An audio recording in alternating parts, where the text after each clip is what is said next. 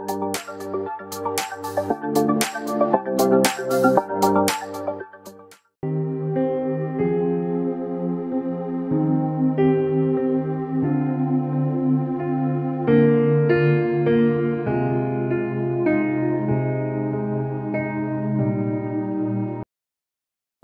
वचनाची फार मोठी गरज आहे. प्रभू येशू ख्रिस्त या पृथ्वी तलावरती असताना काही महत्वाच्या गोष्टी शिष्यांशी त्याचप्रमाणे त्याच्या जवळ येणाऱ्या लोकांशी तो बोलत होता. याच्या अगोदर या पृथ्वी तलावरती अनेक सेवक, अनेक संदेष्टे आणि देवाचं वचन घेऊन लोकांपर्यंत जात होते. परंतु ज्या सेवकांनी, ज्या संदेष्टाने देवाचं वचन लोकांना सांगितलं गेलं, याच्यामुळे लोकांच्या अंतःकरणात देवाविषयीची भीती निर्माण झाली. देवामधला आणि मनुष्यामधला जो दरा आहे तो वाढत गेला. कोणत्याच व्यक्तीला वाटत नव्हतं की देवाच्या जवळ यावं. देव ही संकल्पना अशा प्रकारचं भीतीदायक वातावरण निर्माण करत होती की जेव्हा देव हा शब्द ऐकल्याबरोबर कोणत्याच व्यक्तीला देवाकडे जाण्याची इच्छाच होत नव्हती. आणि मग येशू ख्रिस्ताकडे सुद्धा शिष्य आले आणि ते म्हटले, मला पिता दाखवा, म्हणजे देव कसा आहे. त्यास येशूने इतकं सुंदर सांगितलं, ज्याने मला पाहिलं त्याने पित्याला पाहिलं. म्हणजे येशूकडे येणारा जो लोंढा आहे, सामान्य लोक असं म्हटलं, शास्त्री आणि परुषी ज्यास येशूकडे आले आणि ते शिष्यांना म्हणायला लागले की तुमचा गुरु आहे तो सगळा पापी लोकांचा जमाव त्यांनी जमा करून ठेवलेला. या लोकांनी धार्मिकामध्ये आणि पाप्यामध्ये फार मोठा दरा निर्माण केलेला होता. आणि त्याच्यामुळं जी शास्त्री परुषी याच्या व्यतिरिक्त कोणाला सुद्धा स्वर्ग राज्य मिळेल का नाहीची गॅरंटी नव्हती, कोणालाच नव्हती. आणि प्रभू येशू ख्रिस्त आल्यावर त्याने इतकं सुंदर, साध्या सोप्या पद्धतीनं स्वर्गाचं राज्य समजावून सांगितलं, इतकं सुंदर. मग आम्ही पाहतो एवढ्या वर्षामध्ये किती बलिदान गेली, पापांबद्दल किती लोकांना दगडमार झाला, किती लोक नाश पावले, याचं लिमिट नव्हतं. परंतु जेव्हा प्रभू येशू ख्रिस्तानं साधा सोपा स्वर्गाचा सिद्धांत समजावून सांगितला, तेव्हा आजपर्यंत कोणी सुद्धा त्या शमरोणी स्त्रीला नीतीचा मार्ग दाखवला नाही. तिच्या सोबत शय्या सोबत करणारे, तिच्या बरोबर विलासी जीवन जगणाऱ्या लोकांचा लोंढा होता. परंतु प्रभू येशू ख्रिस्त आला, इतकं सुंदर तिला सांगितलं की एकाच उपदेशामध्ये तिने घागर टाकली आणि आपलं जीवन परिवर्तन करून घेतलं. एका उपदेशामध्ये, एक उपदेश. कधी कधी महिनोन-महिने उपदेश केला जातो, वर्षानुवर्ष उपदेश केला जातो, पण लोकांची मनोवृत्ती बदलत नाही. एक रुटीन लाईफ आहे त्यांचं. परंतु येशू ख्रिस्ताची सांगण्याची जी पद्धत होती, ती पद्धत इतकी सुंदर होती. आम्ही पाहतो शेवटच्या क्षणाला वधस्तंभावरती चोर होता. आजपर्यंत कोणी सुद्धा 3.5 वर्ष येशूच्या बरोबर चालणारा एक शिष्य सुद्धा त्यांनी डेअरिंग केले नाही की तुमच्यावर मला सुखलोकात यायचं, स्वर्गामध्ये यायचं.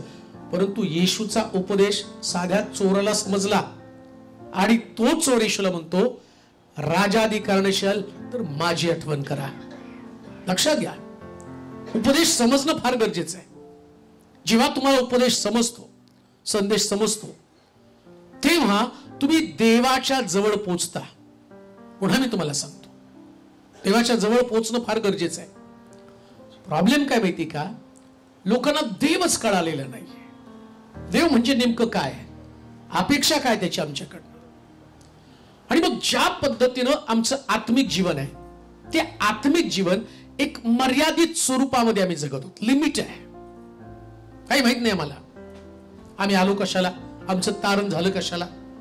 आणि त्या तारणामध्ये सुद्धा पुष्कळ वेळा ज्या प्रकारचं बंधन आमच्यामध्ये आहे, बंधन, ऐका नीट, आमच्याकडे काही बॉन्डेजेस आहेत, बंधन आहेत, आणि त्याच बंधनामधलं जीवन आम्ही वर्षानुवर्ष जगत असतो. मी तुम्हाला काय समजावून सांगण्याचा प्रयत्न करतो, कारण मी आज माझं टायटल आहे, मी 3 दिवस एकाच विषयावरती बोलणार आहे. आणि तो विषय, गाढवी शोधायला गेला आणि राजा बनला. शोधायला गेला गाढव आणि बनला राजा. पहा, इकडं देवाचं काम असं आहे, कधी कधी देव सामान्य काम करणाऱ्या व्यक्तीला एका मोठ्या हुद्द्यावरती घेऊन जात असतो. पण आम्हाला सगळी भारीच कामं लागतात, नाही का. प्रॉब्लेम काय, आम्हाला कोणाला काय वाटलं की त्याला वाटतं स्टेजवरती खुर्चीवरती बसणारा व्यक्ती, सामान्य व्यक्ती, या व्यक्तीला काही करता येत नाही. परंतु जो विषय आम्ही हाताळणार आहोत, आणि या विषयामध्ये तुम्ही आहात, या विषयामध्ये तुम्ही प्रत्येक व्यक्ती आहात.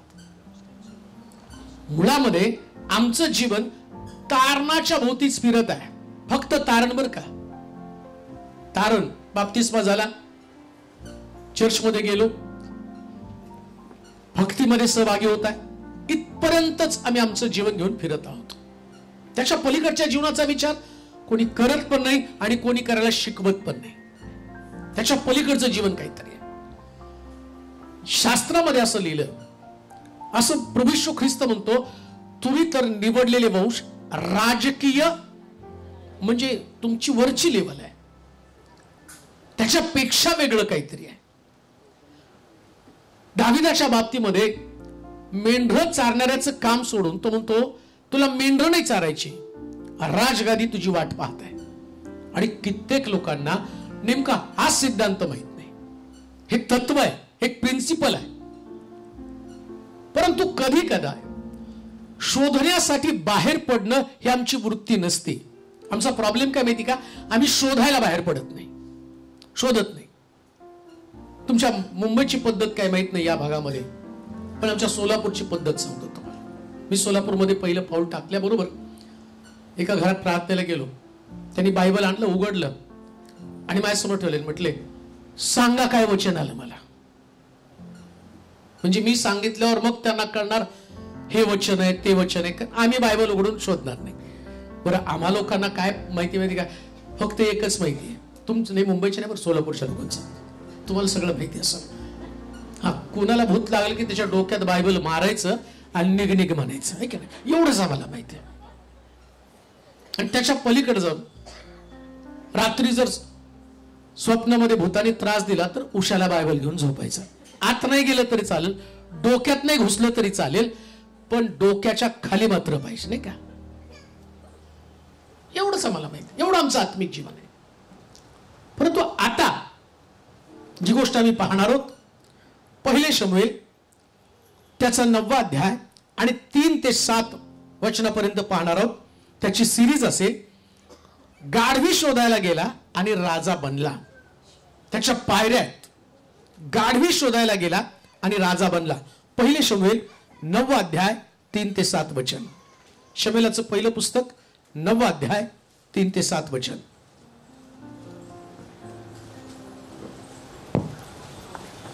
हा, कोणाकडे असेल बायबल वाचा.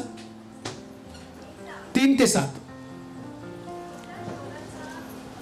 कीश याची गाढवे चुकली तेव्हा एकदा शौलाचा बाप कीश याची गाढवे गाढवे चुकले. तेव्हा कीश आपला पुत्र शौल यास म्हणाला, आपल्या बरोबर एक गडी घेऊन जा आणि गाढवांचा शोध लाव. त्याने इफ्राईमाचा डोंगरी प्रदेश व शलिमा प्रांत पायाखाली घातला, तरी ती त्याला सापडली नाही. मग ते शालीम प्रांतात गेले, तेथे ती नव्हती. नंतर ते बन्यामीनाच्या प्रांतात गेली, तेथे सुद्धा त्यांचा पत्ता लागला नाही. ते सूप प्रांतात गेले, तेव्हा शौल आपल्या बरोबरच्या गड्यास म्हणाला चल आपण परत जाऊ नाहीतर माझा बाप गाढवांची चिंता करण्याची सोडून आपली चिंता करत बसे. तेव्हा तो त्याला म्हणाला पहा या नगरात देवाचा एक माणूस राहत आहे. त्याची लोकांमध्ये मोठी मान्यता आहे. तो जे काही सांगतो ते सर्व घडून येते. चल आपण तिकडे जाऊ. बस आता हे सगळं वाचत बसलं आणि मी तुम्हाला सगळं सांगत बसलो ना तर हे 3 दिवस आपल्याला पुरणार नाहीत, नाही का. परंतु मला गाढव शोधायला जाणारा व्यक्ती तो राजा कसा बनतो. टायटल सगळ्याला खूप आवडलं, नाही का. गाढव शोधायला गेला आणि राजा बनला. आम्ही पण उद्यापासून गाढव शोधायला, नाही का. राजाच बनायचे तर गाढव शोधण्यासारखं सोपं काम कोणतं नाही. मग मी गाढव शोधायला जाऊ. परंतु मला आत्मिक जीवनातले टप्पे तुम्हाला समजून घेणं फार गरजेचं आहे. त्या मुलाला बसवलं तर खूप छान होईल. आपण त्याला नंतर बाहेर त्याचं ऐकत बसू चुमचुम. गाढव शोधायला गेला. आम्ही पाहतो यातला सगळ्यात पहिला जो शब्द आहे की ज्या शब्दाच्या द्वारे या शौलाला राजपदासाठी बाहेर काढलं गेलं. ऐका बरं का, तुम्ही या ठिकाणात बसलेले लोक आहात. एक साधारण जीवन जगणं ही अपेक्षा कधीच करू नका, कधीच नाही. देवाला कधीच वाटत नाही त्याच्या लोकांचं जीवन हे साधारण जीवन असावं. परंतु कधी कधी आमच्या बुद्धीच्या पलीकडच्या गोष्टी, आम्ही शेवटचा आशीर्वाद घेताना सुद्धा बऱ्याच वेळा पाळक लोकांचा तो शेवटचा आशीर्वाद तो पण आम्हाला कधी सर्व बुद्धी सामर्थ्याच्या पलीकडे असणारी देवाची शांती. कधी विचार केला का बुद्धी सामर्थ्याच्या पलीकडे. मुळामध्ये बायबल हे बुद्धीच्या सामर्थ्याच्या पलीकडचं पुस्तक आहे. इथं बुद्धी नाही उपयोगाला येत, इथं बुद्धीचा उपयोगच नाही. मला तुम्हाला एक प्रश्न विचारू द्या. येशू ख्रिस्ताचा जन्म कुमारीच्या पोटी झाला, तो कसं काय होऊ शकतो? कुमारीच्या पोटी कसं काय?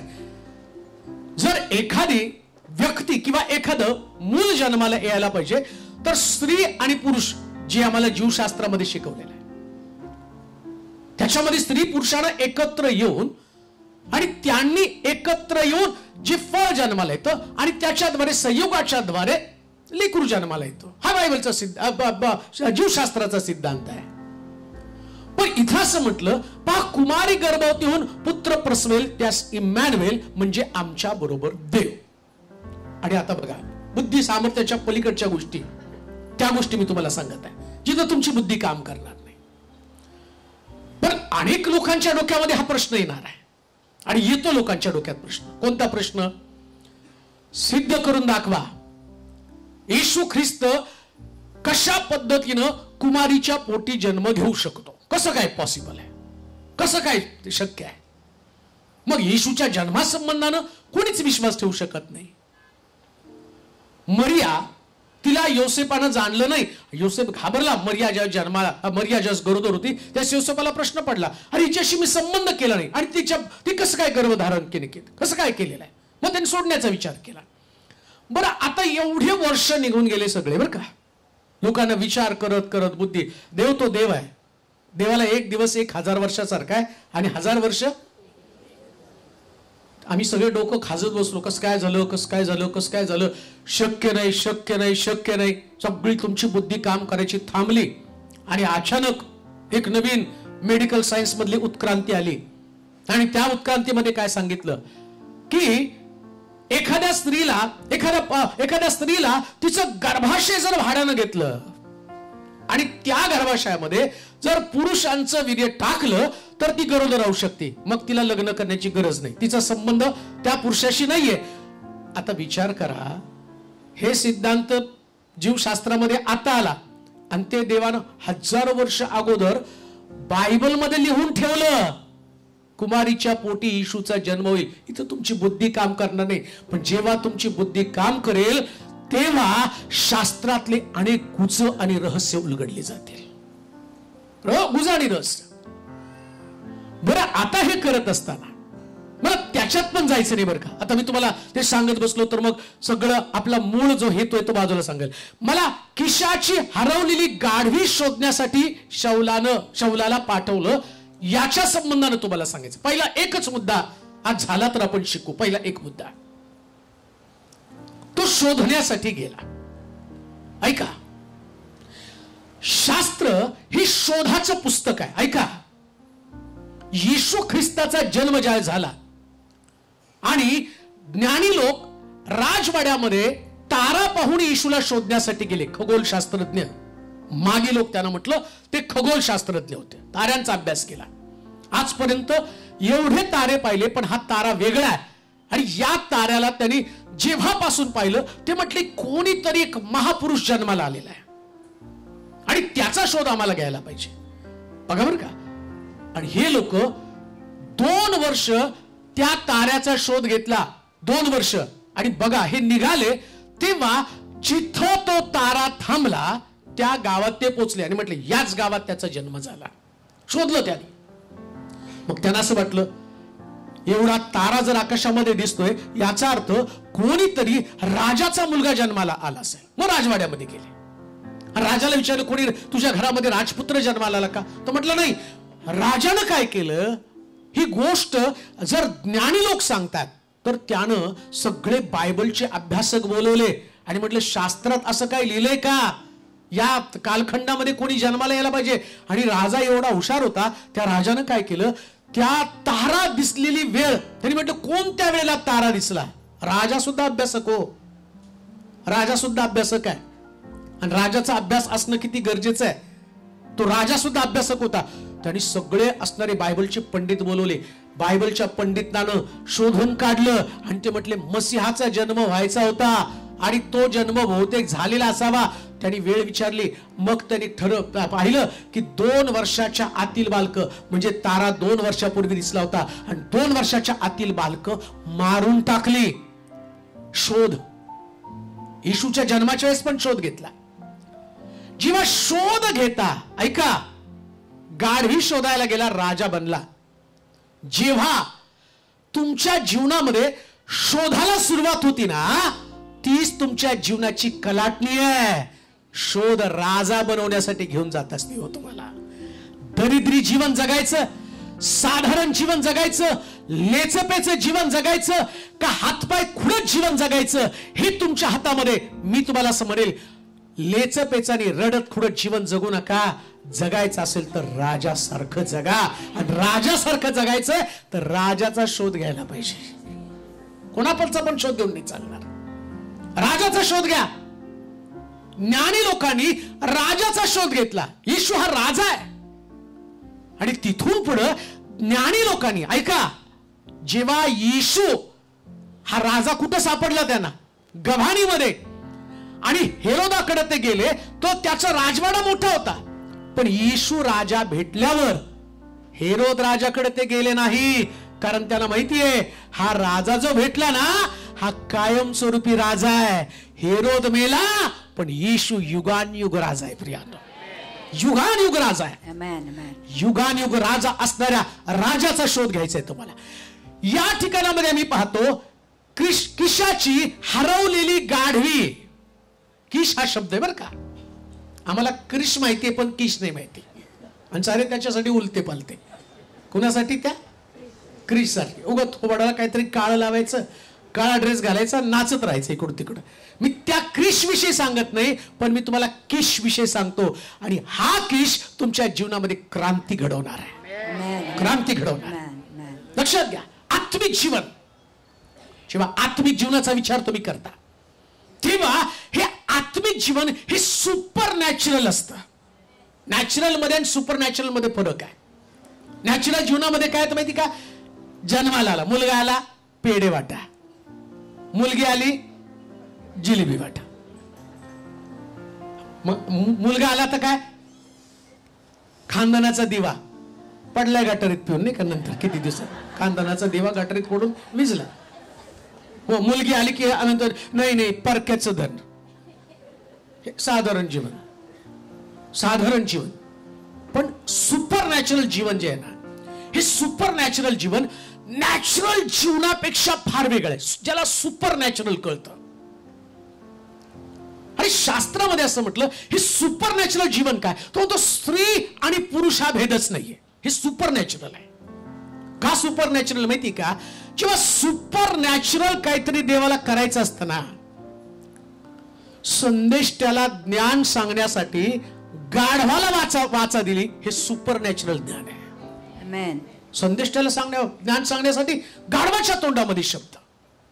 अहो, गाढवाला शाळेत सुद्धा बघा, त्या पोराला काय येत नसलं ना, हे गाढवा तू बस म्हणतात खाली, म्हणजे गाढवाला बोलू देत नाही.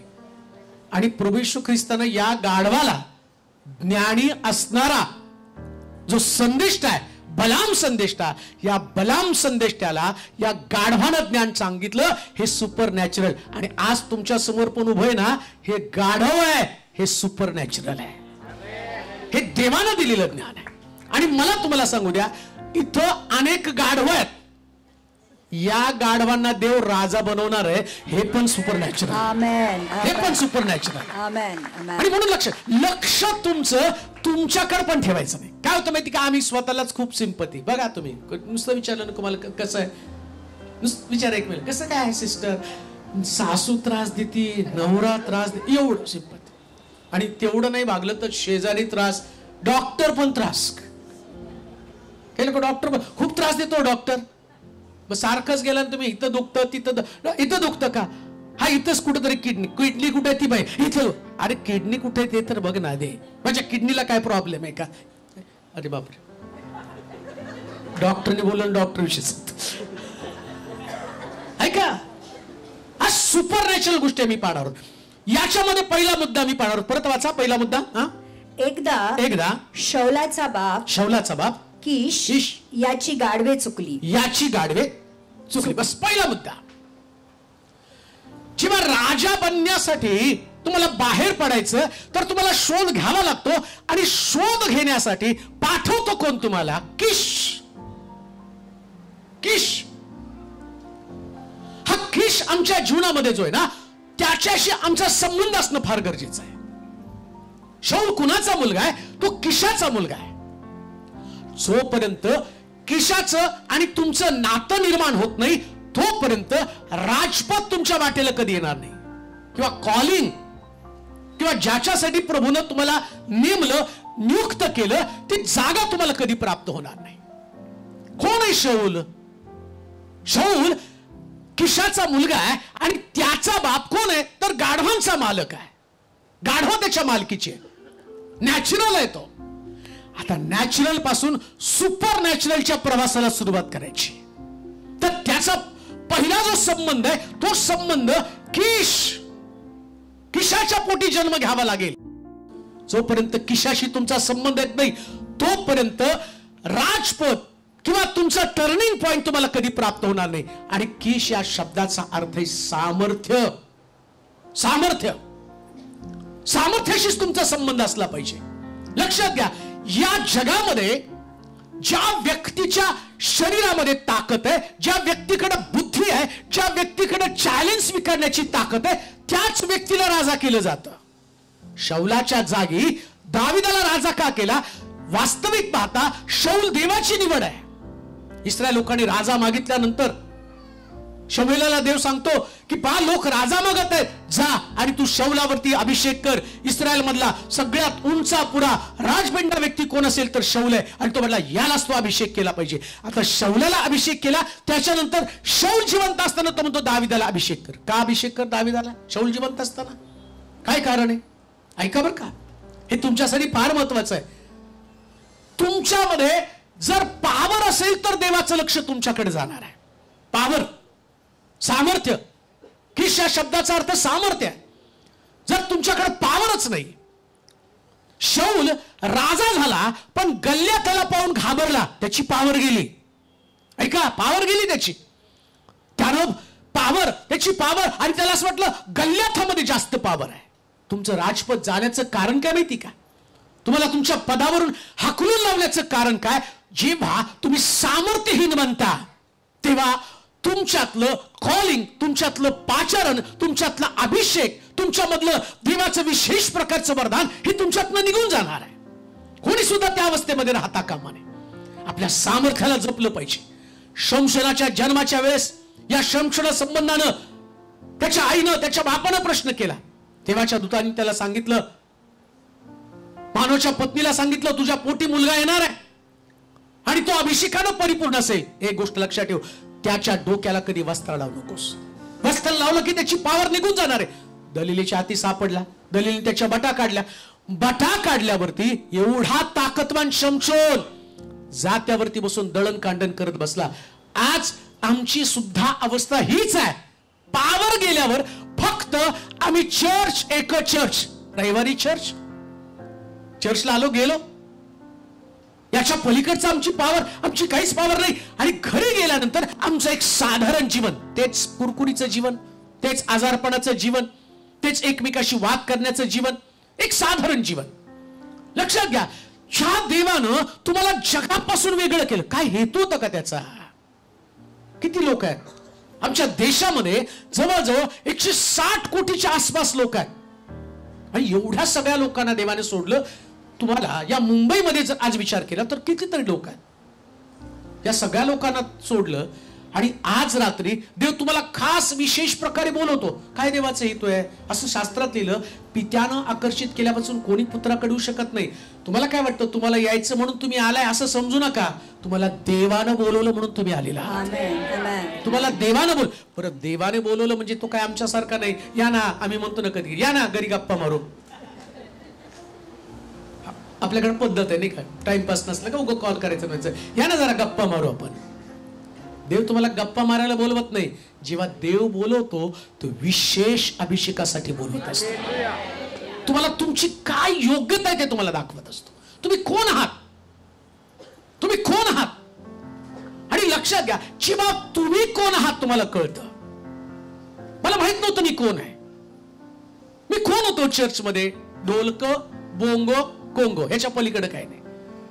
आणि जास्त नम्र म्हणून चर्च फरशी साफ करायची. आणि अजून जास्त नम्र म्हणून काय होतं माहिती का, सेवेमध्ये आल्यावर आपल्याला वाटतं काय करायला पाहिजे सेवेसाठी, काय केलं पाहिजे. मग टॉयलेट साफ करायचं मी चर्चमध्ये. हा देव बारीक सारी गोष्टी बघतो. ते म्हणतो, अरे मी तुला टॉयलेट साफ करण्यासाठी बोलवलं नाही, महाराष्ट्राला हलवण्यासाठी बोलवलेलं. जेव्हा देव बोलवतो ना तेव्हा खास प्रकारच्या गोष्टी सांगत असतो.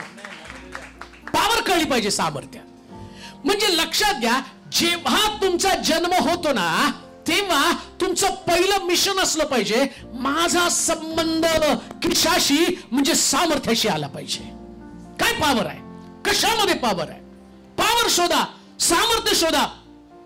आणि कित्येक वेळा सामर्थ्य माहित नसल्या कारणानं लोक साधारण जीवन जगत असतात.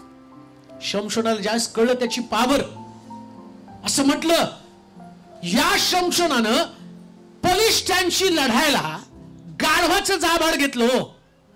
काय घेतलं? गाढवाचं जाबाड. त्याने काही AK-47 नाही घेतले हजारो लोक मारायला. त्याने काही बॉम्ब नाही घेतला. त्यानं काय घेतलं? गाढवाचं जाबाड. त्याला माहितीये गाढवाचं जाबाड फक्त माध्यम आहे, पावर तर माझ्यामध्ये आहे. पावर माझ्यामध्ये आहे. वापर फक्त मला फक्त एक हत्यार पाहिजे. लक्षात ठेवा, जेव्हा देव तुम्हाला सामर्थ्यशाली बनवतो ना तेव्हा तुम्हाला जगिक हत्यारांची गरज नसते. आत्मिक हत्यारानं तुम्ही मोठी मोठी कर्म करू शकता, मोठी मोठी कर्म. मग ही पावर येणार कुठून? कुठून पावर येणार आहे? आता आम्हाला काय आमचा प्रॉब्लेम माहिती का, आम्ही पावर साठी नेहमी कुणाची तरी वाट बघतो. कोण म्हटलं ना, अहो बेनीही येणार आहेत, आली पावर. अहो दिनाकरन येणार आहे, आली पावर. अहो अमके अमके सेवक येणार आहे, आली पावर. आणि ती पावर येते आणि तेवढ्या पुरता मी थर थर थर थर थर थर कापतो, थडकडी पडतो, उठून जातो आणि मग ती पावर घेतो, घरी जातो आणि त्याच्यानंतर पुन्हा दुसऱ्या पावरची वाट बघत बसतो. कारण काय माहिती का, आमची पावर आम्ही लिमिटेड केली. परंतु तुमचा संबंध किशाशी, तुमचं नातं किशाशी जमलं पाहिजे. शाऊलाचा संबंध किशाशी होता. तो किशाचा मुलगा आहे. खांदू नाही का? प्रभू येशू ख्रिस्त या पृथ्वीला सोडण्याच्या अगोदर तरी सगळ्यात महत्वाची गोष्ट त्याला माहिती आहे, या शिष्यांकडे पावर नाही. हे माझ्या बरोबर राहिले 3.5 वर्ष, पण एकामध्ये सुद्धा पावर नाही, एकात पण पावर नाही. 3.5 वर्ष आता बघा, 3.5 वर्ष कुठलं बायबल कॉलेज? येशूनं शिकवलेलं बायबल कॉलेज. आणि 3.5 वर्षानंतर बायबल कॉलेजचा विद्यार्थी मासे पकडायला गेला, पेत्र.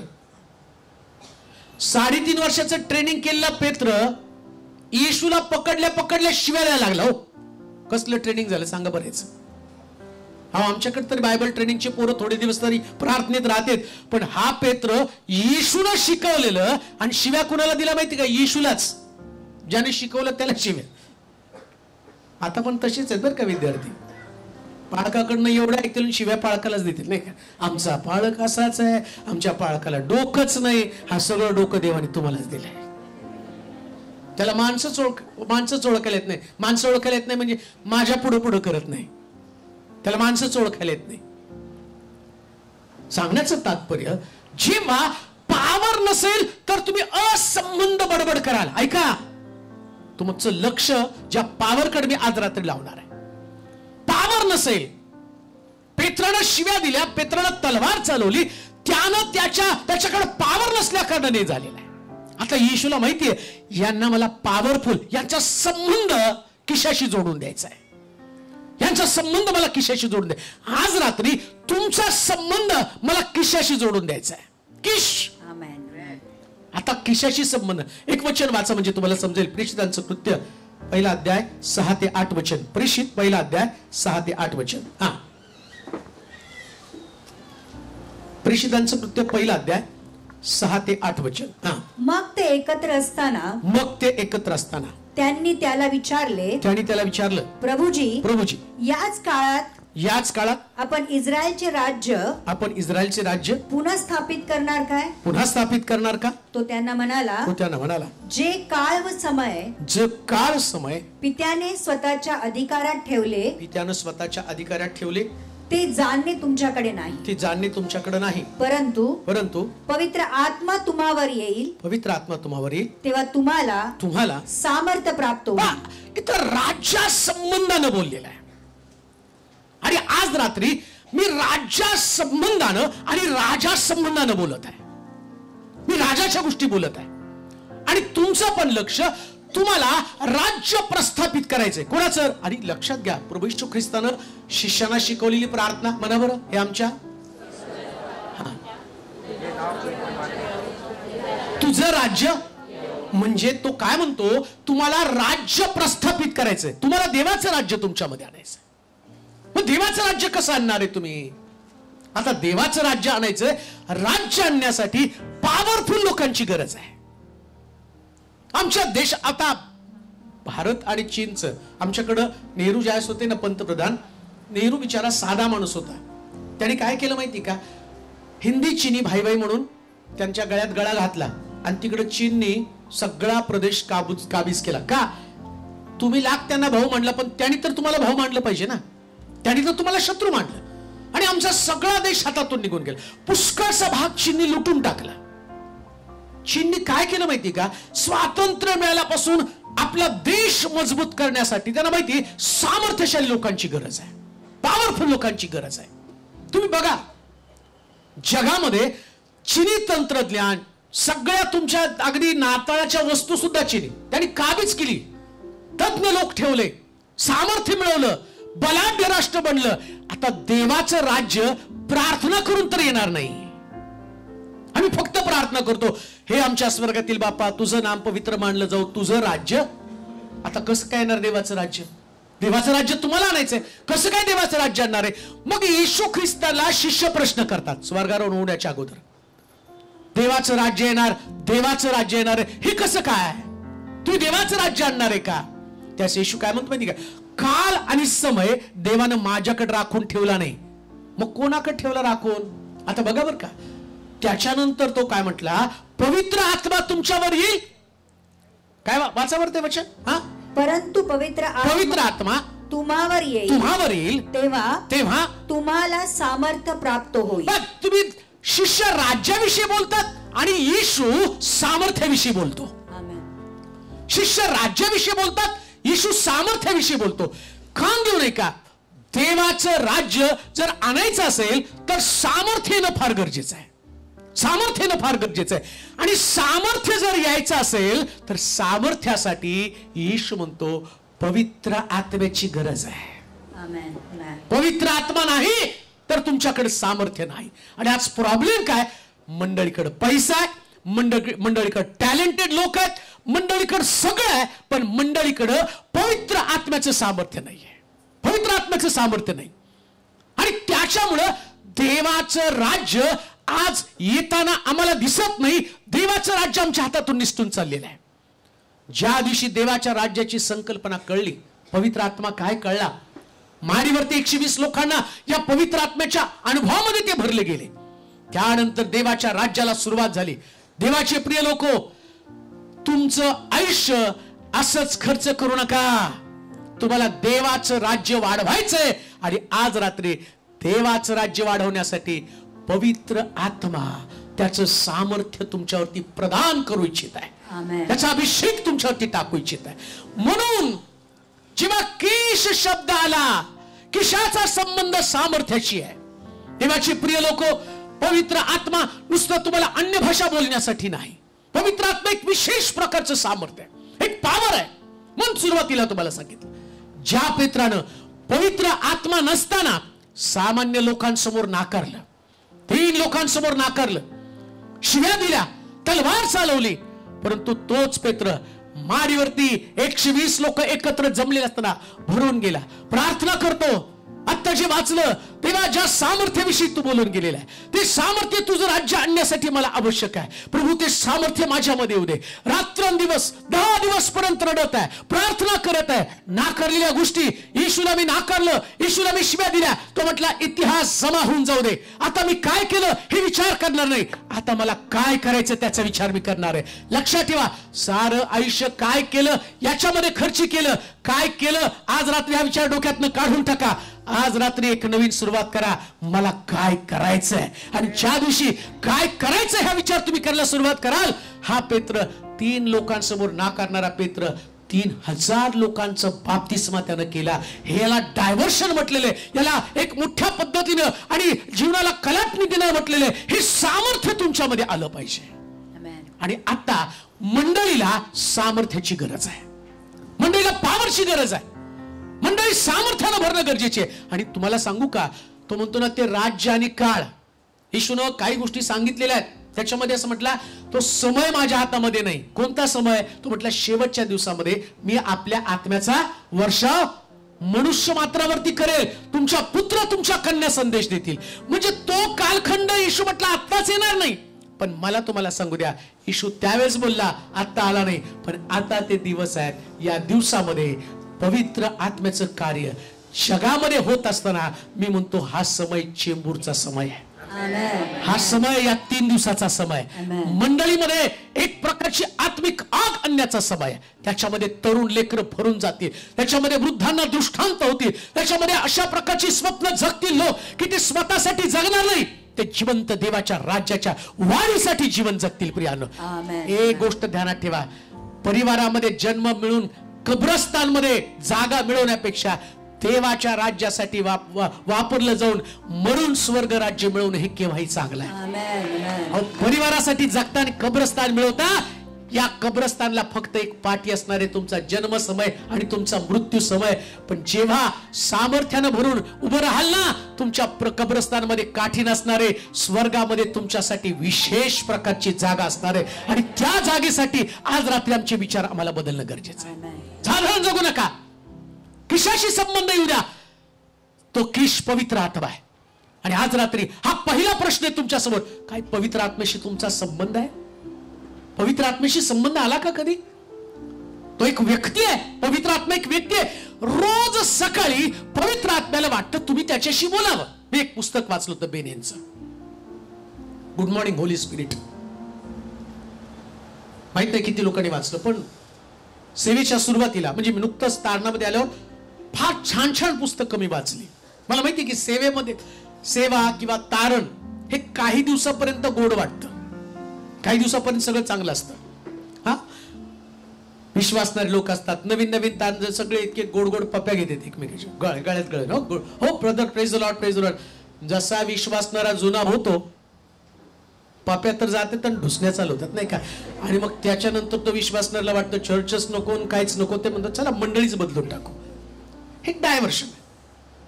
मग मी पण आता लक्षात ठेवा, ही क्रांती काय आज घडली नाही, येशूच्या शिष्यांमध्ये सुद्धा घडत होती.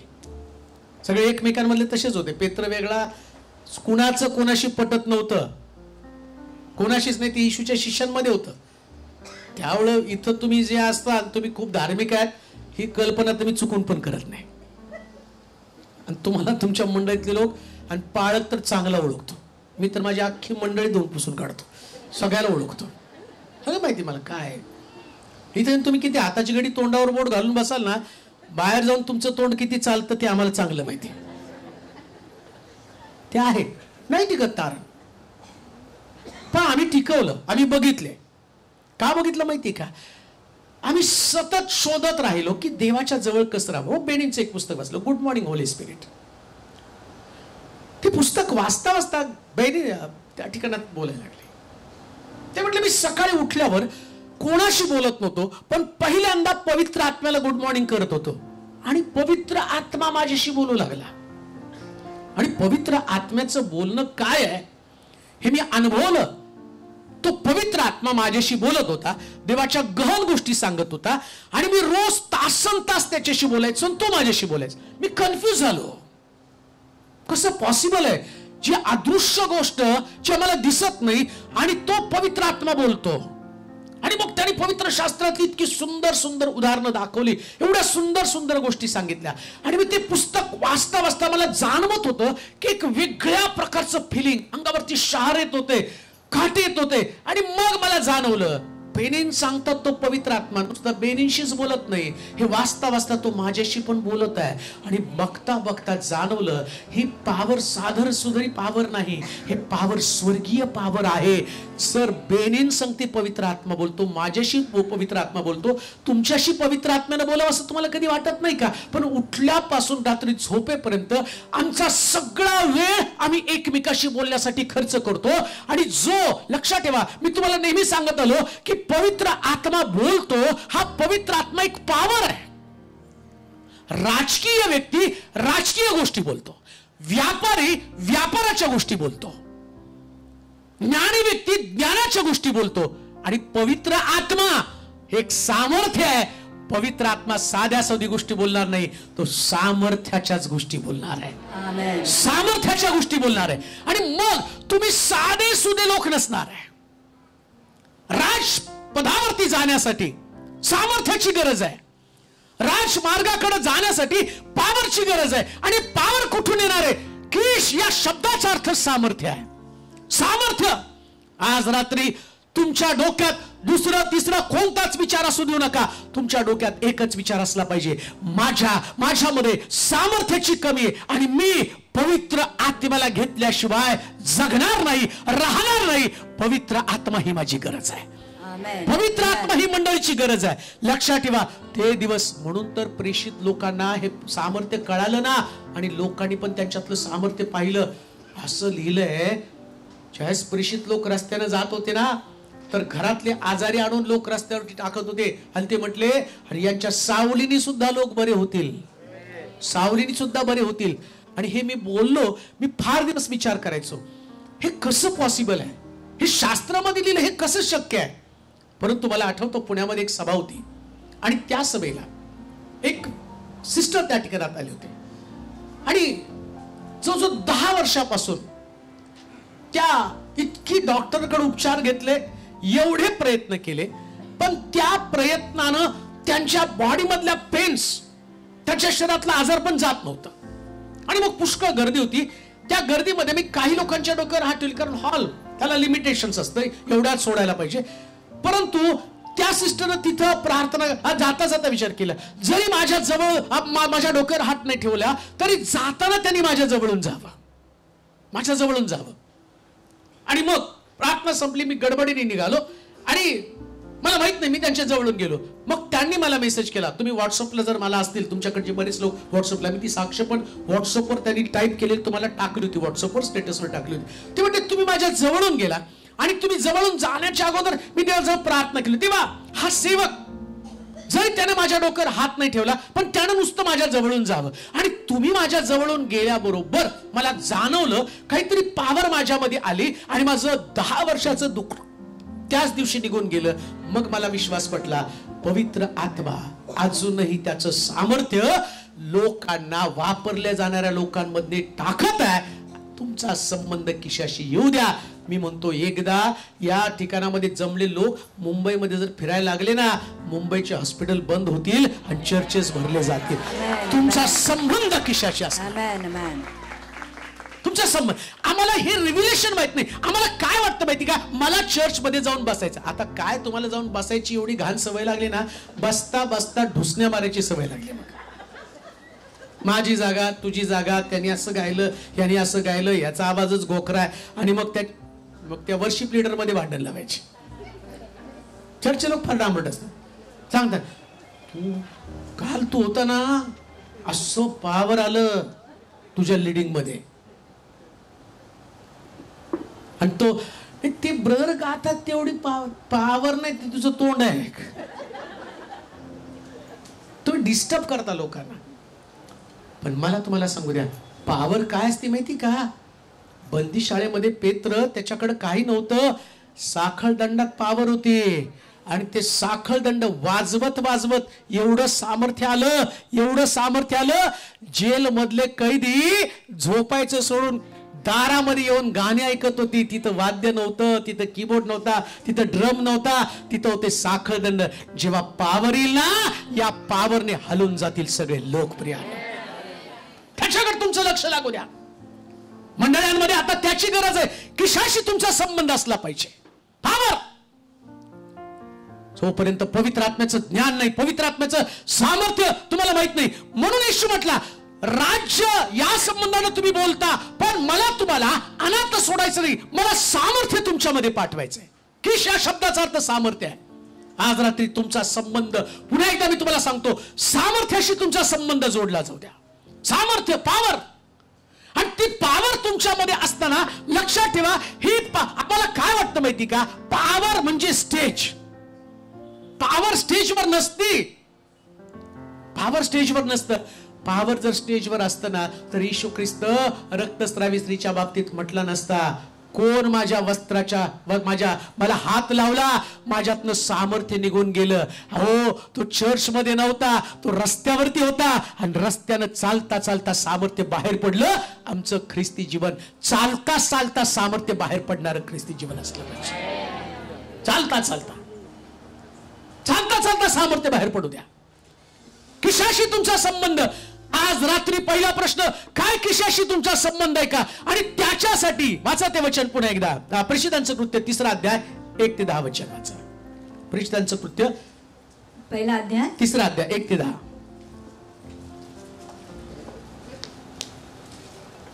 3 अध्याय प्रेषित 3 1 ते 10. पेत्र व योहान हे तिसऱ्या प्रहरी प्रार्थनेच्या वेळेस वरती मंदिरात जात होते. वरती मंदिरामध्ये. आता पहिली गोष्ट आम्ही पाहिलं, गाढवी शोधायला गेला, राजा बनला. राजा बनण्यासाठी किशाशी संबंध येते का लक्षात तुमचा? शौल कोणाचा मुलगा आहे? शौल काय बनायला चाललाय? राजा बनण्याची पहिली पायरी काय? गाढवी शोधणं, गाढव शोधणं. ऐका, राजा बनण्यासाठी गाढवांचा शोध घेणं पण फार गरजेचं आहे. कुणाचा शोध घ्यायचा आहे? गाढवांचा.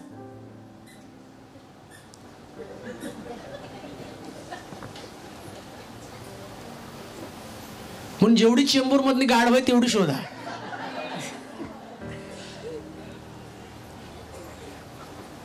आणि चर्च मध्ये गाढवांची गरज आहे बरं का. का हो, गाढवांची गरज आहे. खाली मान घालून काम करतो. गाढव आपल्या मालकाचं ठाणं ओळखतं. गाढवाचं देवाचं वैशिष्ट्य काय?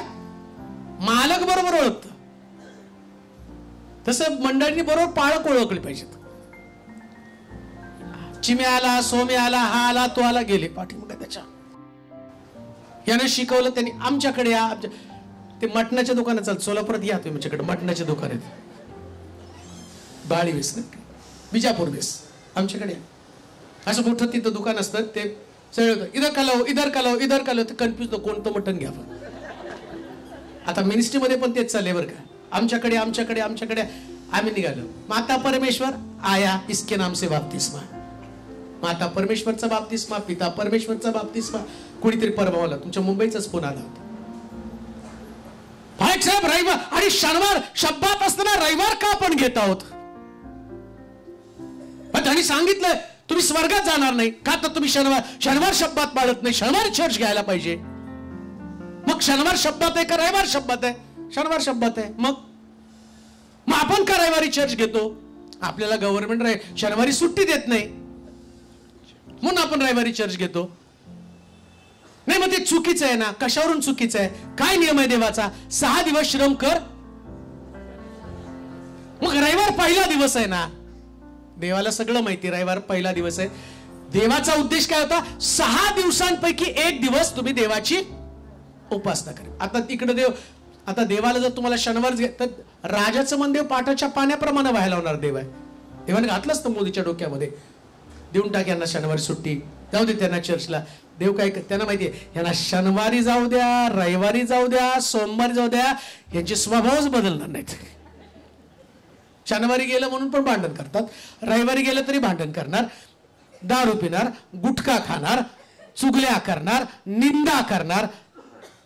जी नरकाकडे घेऊन जाणार ते बऱ्याच वेळा तर तुम्ही ते हुशार लोकांचं तुमच्याकडे आमच्या सोला तंबाखू, प्रभू येशू ख्रिस्त लवकर येणार आहे, ते पुढी तर भेगा दे, लवकर येणार आहे तो, आणि तुम्ही पश्चाताप केला पाहिजे. ह्याच काय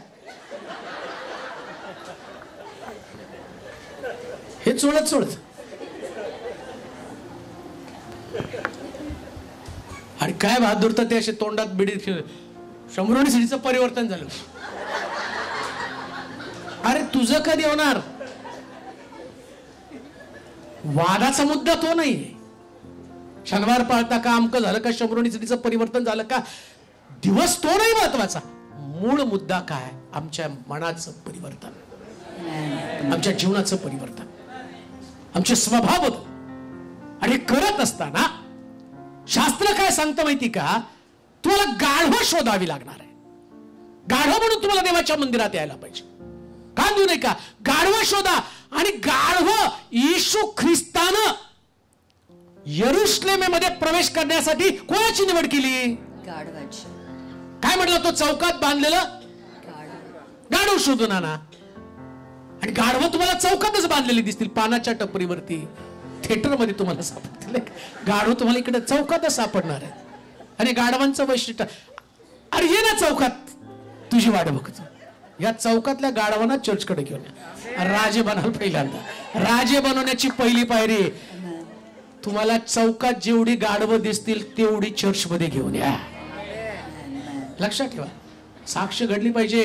आमच्या तरुणांनी सांगितलं पाहिजे, हा चौकात पानाच्या टपरीवरती बिडी पित होता, तंबाखू खात होता, पाळक साहेब याला वचन सांगितलं आणि याला देवाच्या मंदिरात आणलं. प्रभू म्हणतो, याच्यामध्ये मला एक राजा दिसत आहे, याच्यामध्ये मला एक राजा दिसत आहे. कांदू नये का? जेव्हा तुम्ही आत्म्यांचं तारण करत असताना साधारण लोकांपर्यंत पोहोचता. हे पावर आहे, सामर्थ्य. लक्षात घ्या, जेव्हा तुमच्यामध्ये सामर्थ्य आहे त्यावेळेस बांधलेल्या गाढवांना शोधण्यासाठी तुमचं सामर्थ्य वापरलं गेलं पाहिजे. चांगल्या लोकांना नाही तुम्हाला देवाकडे आणायचं. चांगल्याला काय तुम्ही देवाकडे आणणार आहे? त्याला कुठं प्रभूची गरज आहे? ह्या गाढवांना गरज आहे, जी बदलत नाही, त्याला बदलण्याची गरज आहे. एका व्यक्तीने मला, एका तरुणाने मला फोन केला आणि तो सांगायला ओक्सा बुक शिरडत होता. मला पाळक साहेब, इतका व्यसनाच्या अधीन गेलतो, इतका व्यसनाच्या अधीन गेलो होतो, व्यसन आणि माझं जीवन एक झालं होतं. मी त्याच्याशिवाय जगू शकत नव्हतो. घरातल्या लोकांना मारायचो, घरामध्ये दिसेल ती वस्तू फोडायचो. 2-3 वेळा माझ्या आईचं नरड मी दाबलं, माझ्या बहिणीला मारलं, खूप अत्याचार केले घरातल्या लोकांना. आता जगण्यासाठी सुद्धा मला कठीण वाटत होतं, जगू नये असं वाटत होतं, पण वचन तुमचं आलं आणि असंच निराश होऊन ते वचन ऐकत असताना तुमचं वचन माझ्याशी बोललं. खूप रडलो त्या दिवशी, सगळ्या गोष्टीचा पश्चाताप केला. 20 वर्ष व्यसन केलं, पण त्यानंतर व्यसन सोडलं आणि आता बायबल हातामध्ये घेतलं. देवानं या गाढवाला वापरायला सुरुवात केली. हे जीवन आहे, हे जीवन आहे. तुम्ही तुमचं सामर्थ्य इकडं तिकडं वापरू नका. गाढव शोधा, गाढव शोधा. ही पायरी आहे. जेव्हा तुम्ही गाढव शोधायला जाता, इकडं देव तुमच्यामध्ये राजा शोधत असतो. लक्षात घ्या, तुम्ही गाढव शोधता आणि गाढव शोधणाऱ्यामध्ये देव राजा शोधत असतो. तुम्हाला वाटतं ते साधं काम आहे? साधं काम नाही. तुम्ही राजपदासाठी निघालेले लोक आहात. हे काम नाही बरं का, हे काम नाही. हे प्रीचिंगचं काम नाही. हे काम एकदम साधं काम आहे. या प्रीचिंगच्या मला तुम्ही जर विचारलं ना की सगळ्यात चांगली गोष्ट तुमच्या जीवनात, आज मी हे आत्ता नाही शिकवत. बायबल 28 वर्ष झालं बायबल शिकवतोय. 28 वर्ष झालं बायबल वाचतोय. 28 वर्ष झालं त्याचा अभ्यास करतोय. मागच्या मीटिंग मध्ये नाही का तुमच्याकडे आलो होतो, येता येताच आमची चर्चा झाली. बरं झालं डिक्लेअर नाही केलं तुमचं कोणता सब्जेक्ट सांगणार आहे म्हणून. मागच्या वेळेस आलो, ते बायबलची बॅग बिग सगळीच गाडीत विसरली. आणि तुम्हाला जर सांगितलं असतं मी या विषयावर बोलणार आहे आणि वही गायब आहे, सांगणार काय? पण त्याच्यावर मी उपाय काढला. मी काय सांगणार आहे तुम्हाला काय माहिती, घुमवलं असतो तलम बरोबर तुम्हाला. म्हणजे त्याच्यात काही विशेष नाहीये. हे बसलंय डोक्यामध्ये पीठ, कम्प्युटर सारखं. कोणता विषय काढला की त्याच्यावरती बोलू शकतो, ते नाही महत्वाचं. आणि याच्यानं काही पण होणार नाही. पण मला सगळ्यात जास्त, एवढी मोठी सभा असेल आणि त्या सभेमध्ये एक व्यक्ती ज्या सरेंडर होतो आणि प्रभूला आपलं जीवन देतो ना, त्यास असं वाटतं 28 वर्षापेक्षा सेवेतला हा सगळ्यात भारी दिवस कोणता, याच्यामध्ये गाढव प्रभूकडे आला. पावर आहे, हे सामर्थ्य आहे. आणि देव आज रात्री अशा व्यक्तीमध्ये राजा शोधत आहे. अशा व्यक्तीमध्ये राजा शोधत आहे, ज्या व्यक्तीला भूक आणि तहान असते, ज्याला असं वाटतं नरकाकडे चाललेला व्यक्ती, या व्यक्तीला मी स्वर्गाकडे घेऊन यावा, या व्यक्तीची बंधनं तोडावी. तुमच्या लक्षात येतं का, शिष्याना गावामध्ये पाठवून येशू ख्रिस्त याकोबाच्या विहिरीवरती भूक लागलेला असताना जातो. तो म्हणतो नाही, भूक हे माझं एक बहाणा आहे. पण खरं त्या ठिकाणामध्ये असणारी स्त्री जी व्यभिचार करत आहे, जिने आतापर्यंत व्यभिचार केलेला आहे, मला तिला आणायचंय. किती मोठा व्यक्ती, ज्याने मेलेले जिवंत केले, पण त्याच्या डोक्यामध्ये विचार काय, त्याच्या अंतकरणातली भावना काय, या व्यभिचारी स्त्रीला देवाच्या राज्याकडे आणणं. आणि एवढा मोठा वक्ता, एवढा मोठा प्रीचर, देवाचा पुत्र, स्वर्ग पाहिलेला, स्वर्गातनं आलेला येशू त्या स्त्रीसाठी आपलं वेळ खर्च करतो आणि जाताना घागर तिला टाकायला लावतो आणि शंभरून येशूकडे आणायला लावतो. ही ताकद गाढव शोधण्यामध्ये, प्रिया, गाढव शोधण्यामध्ये ताकद आहे. मी म्हणतो एक व्यक्ती जर इथून गेला ना, ही मीटिंग इथं आहे, इथं जर लोक इथून बाहेर पडले गाढव शोधायला आले ना, उद्या हे पुरणार नाही, दुसरीकडे कुठं तरी घ्यावी लागेल. का अख्खं मुंबई बदलायला वेळ लागणार नाही प्रियालो. आमचा देव ते करण्यासाठी समर्थ आहे. पण आता आम्ही त्या किशाशी संबंध आला पाहिजे. किश म्हणजे सामर्थ्य, आणि ते सामर्थ्य आता ते वचन वाचा, 3रा अध्याय पहिलं वचन. पेत्र व योहान हे तिसऱ्या प्रहरी प्रार्थनेच्या वेळेस वरती मंदिरात जात होते.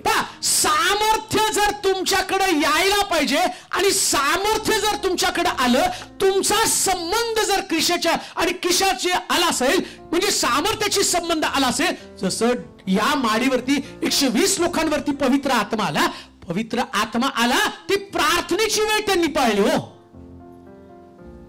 काय होतं माहिती का, पवित्र आत्मा आल्यावर लोक प्रार्थनेची वेळ विसरतात. मी तुम्हाला सांगितलं प्रॉब्लेम काय, तो राजा का बनू शकत नाही, अभिषेक सामर्थ्य माझ्यामध्ये का राहू शकत नाही. का पेत्र टिकून राहिला, का 11 शिष्य टिकून राहिले, का प्रभूने त्यांना वापरलं, याचं कारण बायबल सांगतं, त्यांनी प्रार्थनेच्या वेळी मंदिरामध्ये गेले. ऐका, ज्या व्यक्तीला प्रार्थनेची वेळ पाळली जाते ना, तो व्यक्ती आपलं सामर्थ्य कंटिन्युअसली टिकवून ठेवण्यासाठी बांधील असतो, किंवा तो व्यक्ती आपलं सामर्थ्य कधीच जाऊ देत नाही. आमेन म्हणाल का? प्रार्थनेची वेळ पाळा, प्रार्थनेची वेळ पाळा. जोपर्यंत प्रार्थनेची वेळ, पवित्र आत्मा आल्यावर पहिल्यांदा तो तुम्हाला मंदिराकडं, पहिल्या अध्यायात पवित्र आत्मा आला, पवित्र आत्मे संबंधानं बोललं, दुसऱ्या अध्यायामध्ये पवित्र आत्मा आला, आणि तिसऱ्या अध्यायामध्ये पवित्र आत्मा यांना मंदिरात घेऊन गेला प्रार्थनेच्या वेळेला. येते का तुमच्या लक्षात? प्रार्थनेची वेळ फार महत्वाची आहे. आणि बऱ्याच ठिकाणामध्ये जर तुम्ही बघितलं तर लोकांमध्ये प्रार्थनेच्या वेळेचं गांभीर्य नाही. कसा पवित्र आत्मा काम करेल, कसा पवित्र आत्मा काम करेल? ज्या वेळेला पवित्र आत्मा काम करतो ती प्रार्थनेची वेळ आहे. दुसऱ्या कोणत्या वेळेला नाही पवित्र आत्मा काम करत.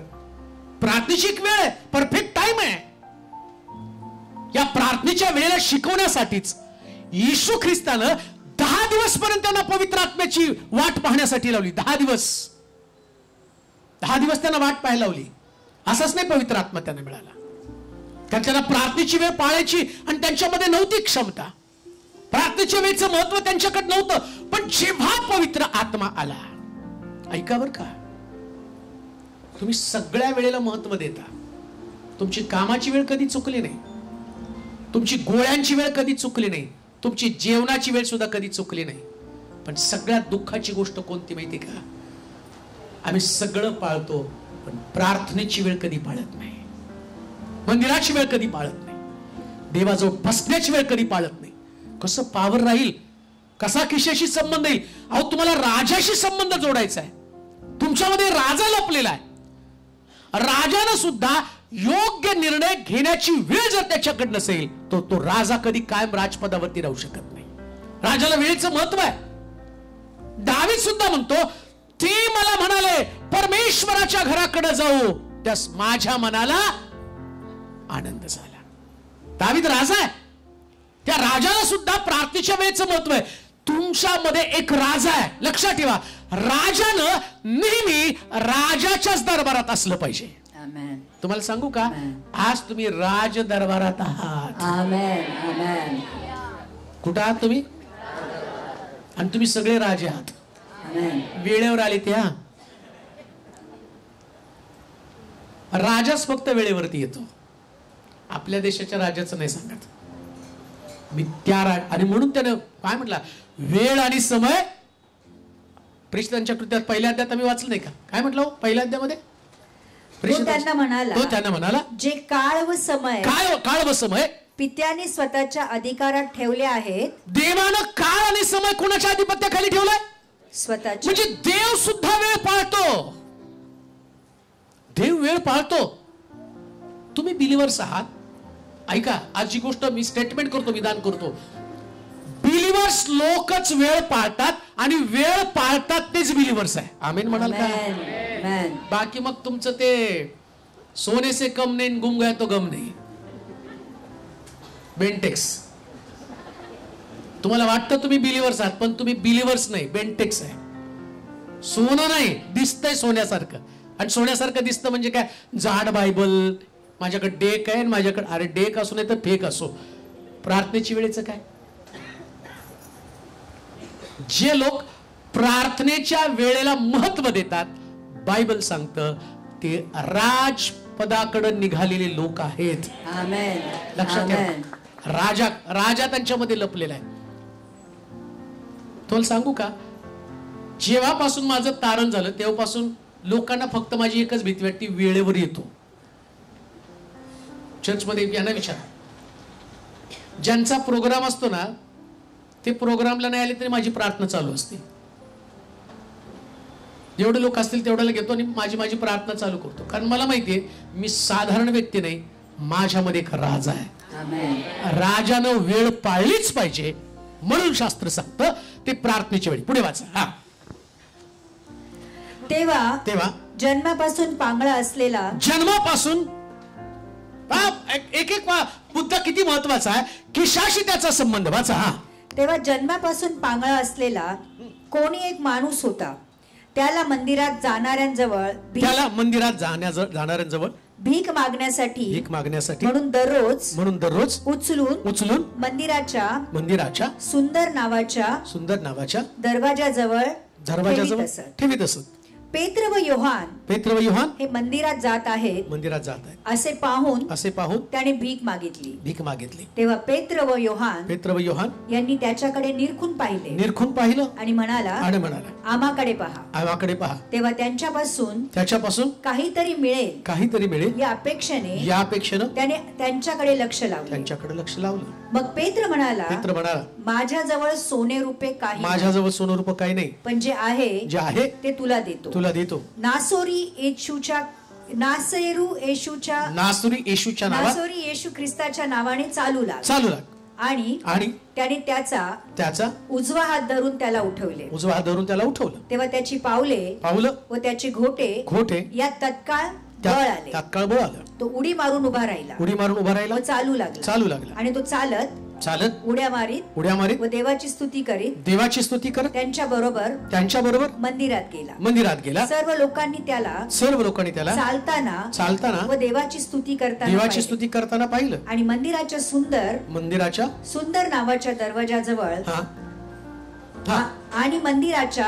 नावाच्या दरवाजाजवळ बसून भीक मागणारा तो हाच आहे त्यांनी ओळखलं. तेव्हा त्याच्या बाबतीत जे घडून आलं त्यावरून त्यांना फार आश्चर्य व विस्मय वाटला. आता 2-4 गोष्टी याच्यामध्ये पाहण्यात.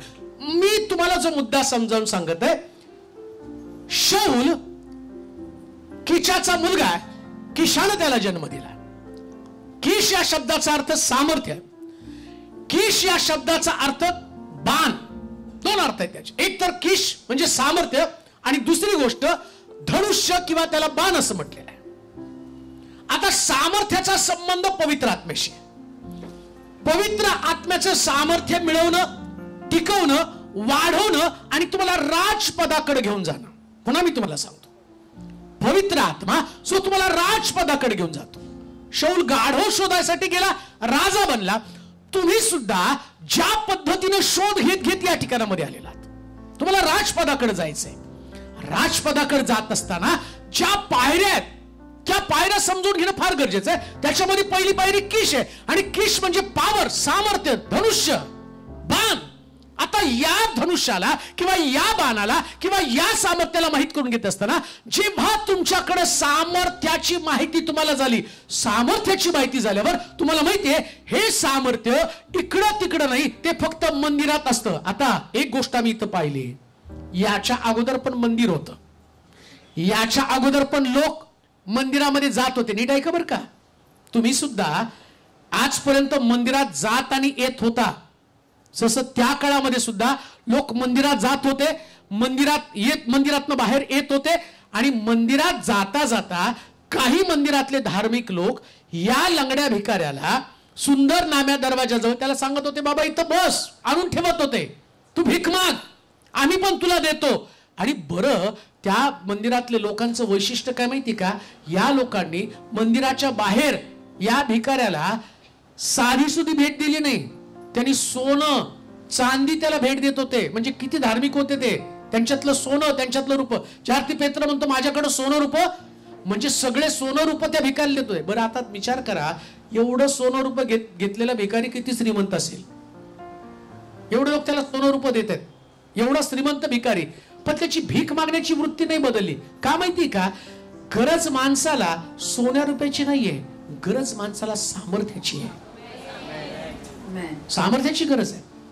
सोनं रूप हे सामर्थ्य नाही, पावर सोनं रुपयामध्ये नाही, पावर आहे ते सामर्थ्यामध्ये. सामर्थ्य आम्हाला ती पावर आणि ती सामर्थ्य कशामध्ये, पवित्र आत्म्यामध्ये. आता पेत्र तिथे आला. ऐका, काही 2-3 गोष्टी तुम्हाला समजून घेणे गरजेचं. जेव्हा पेत्र आला, आधी लोक जात होते येत होते, सामर्थ्य नव्हतं म्हणून लंगडा भिकारी बाहेरच होता, वर्षानुवर्ष होता. पण आता पहिल्यांदा किशाशी संबंध आला, सामर्थ्याशी संबंध आला. आणि ज्या दिवशी सामर्थ्याशी संबंध आला, बाहेरचा लंगडा भिकारी लंगडा राहिला नाही, तो मंदिरात उड्या मारत आला. प्रियानो, हे पावर आहे, सामर्थ्य आहे.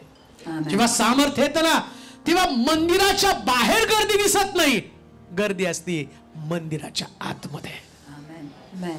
मंदिराच्या आत गर्दी असते प्रिया. हे पॉवर, हे सामर्थ्य शेवटच्या दिवसामध्ये येणार आहे. तुम्हाला सांगू का, असे दिवस येणार आहेत जगामधले एकही चर्च ज्या दिवशी पवित्र आत्म्याचं सामर्थ्य समजेल ना, चर्चच्या बाहेर लोक तुम्हाला दिसणार नाही. चर्च भरून व्हायला सुरुवात होईल, चर्च भरून व्हायला सुरुवात होईल. आणि एवढ्या आशेनं लोक येतील ना, जसं मी पाहतो इकडं मोठ्या आशेनं हा लंगडा भिकारी पेत्राकडे पाहत होता. मी म्हणतो महाराष्ट्रानं मंडळीतल्या लोकांकडे आशेनं पाहिलं पाहिजे. हे लोक, हे ख्रिस्ती लोक, हे विश्वासणारे लोक, हेच आमच्या आशेची पूर्तता करणारे लोक आहेत. हे चर्च आहे. तुमचा संबंध जेव्हा लोक तुमच्याकडे पाहतील. मला आठवतं मी सोलापूरमध्ये एकदा नुकतीच सेवेला सुरुवात केली आणि सेवेला सुरुवात करत असताना मला एका व्यक्तीने एका व्यक्तीच्या घरी प्रार्थनेला घेऊन गेला, चर्च मधला. चला तुम्ही. मग मी गेलो तिथं. मग गेल्यावरती इतकी बॉडी सुंदर त्या व्यक्तीची, अंगामध्ये इतकं सोनं, सगळं काही खूप छान. मग त्यांनी मला ओळख करून दिली. तो म्हटलं की पास्टर तुम्हाला याच्यासाठी प्रार्थना करायची. म्हटलं प्रॉब्लेम काय, सगळं तर छान दिसतंय, बॉडी आहे, बंगला आहे, त्यानंतर कितीतरी सोनं त्याच्या अंगावरती, इतकं सोनं त्याच्या अंगावरती होतं. थोड्या वेळ बसला आणि तो रडायला सुरुवात त्याने केली. मग मी कन्फ्युज झालो की याला गरज काय, सगळं काय त्याच्याकडे चांगलं आहे, पैसा आहे, अडकाय. तो म्हटला मुंबईमध्ये मी एक शार्प शूटर आहे आणि मी हप्ते गोळा करणारा माणूस आहे आणि माझे जुहूला 3 बंगले आहेत. त्यानंतर माझ्याकडं खोली भरून पैसा आहे, पण माझ्याकडे शांती नाहीये. आणि एक सोडून मला 3 पत्न्या आहेत आणि घरामध्ये नुसती अशांतच वातावरण आहे. गुंड रडायला लागला, शार्प शूटर रडायला लागला. तो शार्प शूटर म्हटल्यावर माझ्या तर काळजाचं पाणीच झालं. म्हटलं आता हा गुंड पण आहे, हप्ते वसूल करतो, सगळं करतोय आणि याच्यासाठी प्रार्थना केली आणि जरा ऐकलीच नाही, गोली मेरे भेजे में. थोडा मी कन्फ्युज झालो. म्हटलं पण तो रडायला लागल्यावर मला कळलं, अरे याच्याकडे सगळं आहे, याच्याकडे पावर नाही. आणि तो पावर असणाऱ्या व्यक्तीकडे मोठ्या आशेनं बघत आहे. पावर बंदुकीमध्ये नाही, पावर पैशामध्ये नाही, पावर पवित्र आत्म्यामध्ये आहे. आणि आज रात्री ती पावर आमच्याकडे आहे. आज रात्री ती पावर आमच्याकडे आहे. एक सामान्य लहान लेकरासारखा तो गुंड रडत होता, परंतु नंतर तो बोलता बोलता म्हटला, फादर माझ्या डोक्यावर हात ठेवून प्रार्थना करा, थोडी तरी तुमच्या येशूने मला शांती द्यावी. त्यास मला कळलं, अरे या व्यक्तीला किती आशेनं त्यानं माझ्याकडे पाहिलं. देवाचे प्रिय लोक हो, जेव्हा तुमचा किशाशी संबंध येईल ना, लोक आशेनं तुमच्याकडे पाहतील, आशेनं तुमच्याकडे पाहतील. आणि मी तर असं म्हणतो, जगातल्या लोकांची आशा पूर्ती करणारे तुम्ही लोक असले पाहिजे. जगातल्या लोकांची आशा पूर्ती करणारे लोक असले पाहिजे. तुमच्याकडे पाहिल्या त्यांना वाटलं पाहिजे इथूनच आमच्या सगळ्या इच्छा पूर्ण होणार आहेत. लक्षात ठेवा, तुम्ही इच्छा पूर्ण करणारे लोक आहात. पावर आहे ते. सुंदर नामे दरवाजाचा लंगडा भिकारी या पेत्राकडे मोठ्या आशेनं पाहत आहे. आज रात्री हीच गोष्ट मी तुम्हाला सांगत आहे. किशाशी तुमचा संबंध आहे, मग लोक तुमच्याकडे कोणत्या आशेनं पाहत आहे? कोणी तुमच्याकडे आशाभरी नजरेने बघत आहे. आणि तुम्हाला माहिती का, देवानं पवित्र आत्मा तुम्हाला त्याच्यासाठीच दिलाय. तुम्हाला पवित्र आत्मा घेऊन नुसतं चर्च मध्ये गाणं गाण्यासाठी थोडी नाही पाठवलेलं, त्याच्यासाठी नाही पाठवलं. कशासाठी पावर दिली, कशासाठी पवित्र आत्मा दिला?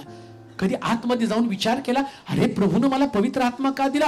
हो, माडीवरती 120 लोकांवरती पवित्र आत्मा आला.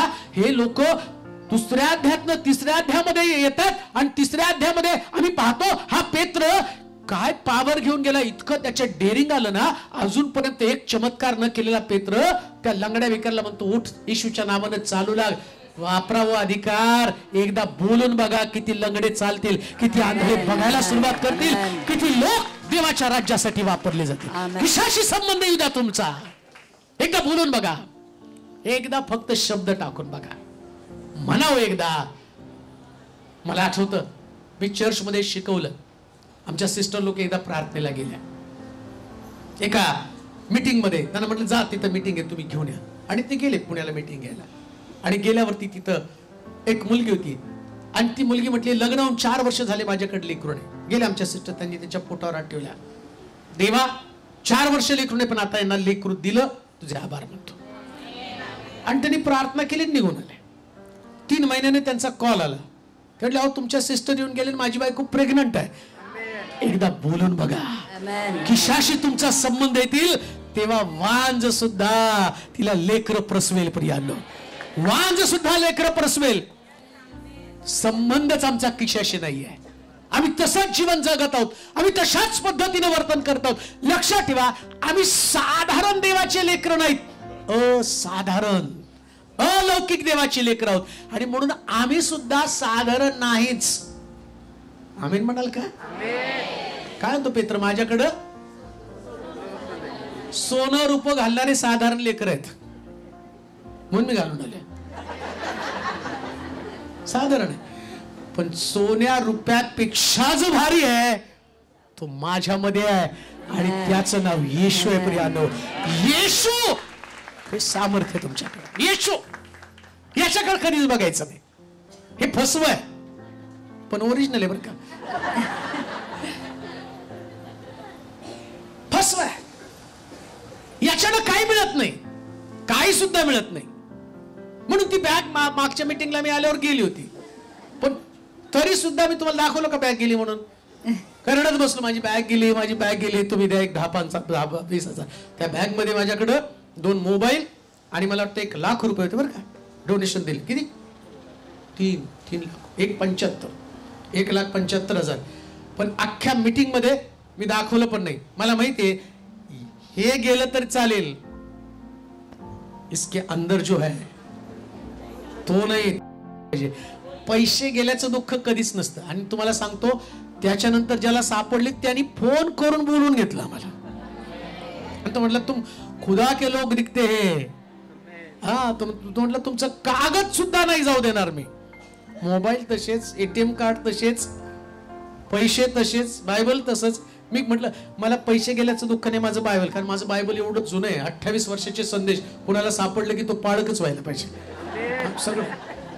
मग ते ठेवून आलो बरं का, नाही तर ती बॅग नाही त्याला परत.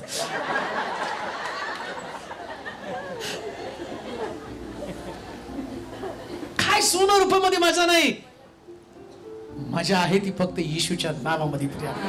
एकदम भारी नाव, इतकं भारी नाव. लोक, तुम्हाला काय मी सांगतो माहिती का, अहो सोन्याच्या दुकानातल्या रांगा कमी होतील, चर्च मध्ये रांगा लागतील जेव्हा हे सामर्थ्य जगाला कळेल. जेव्हा लोकाला कळेल पावर काय, लोकाला कळेल सामर्थ्य काय. एक ब्रेक घ्यायचंय का?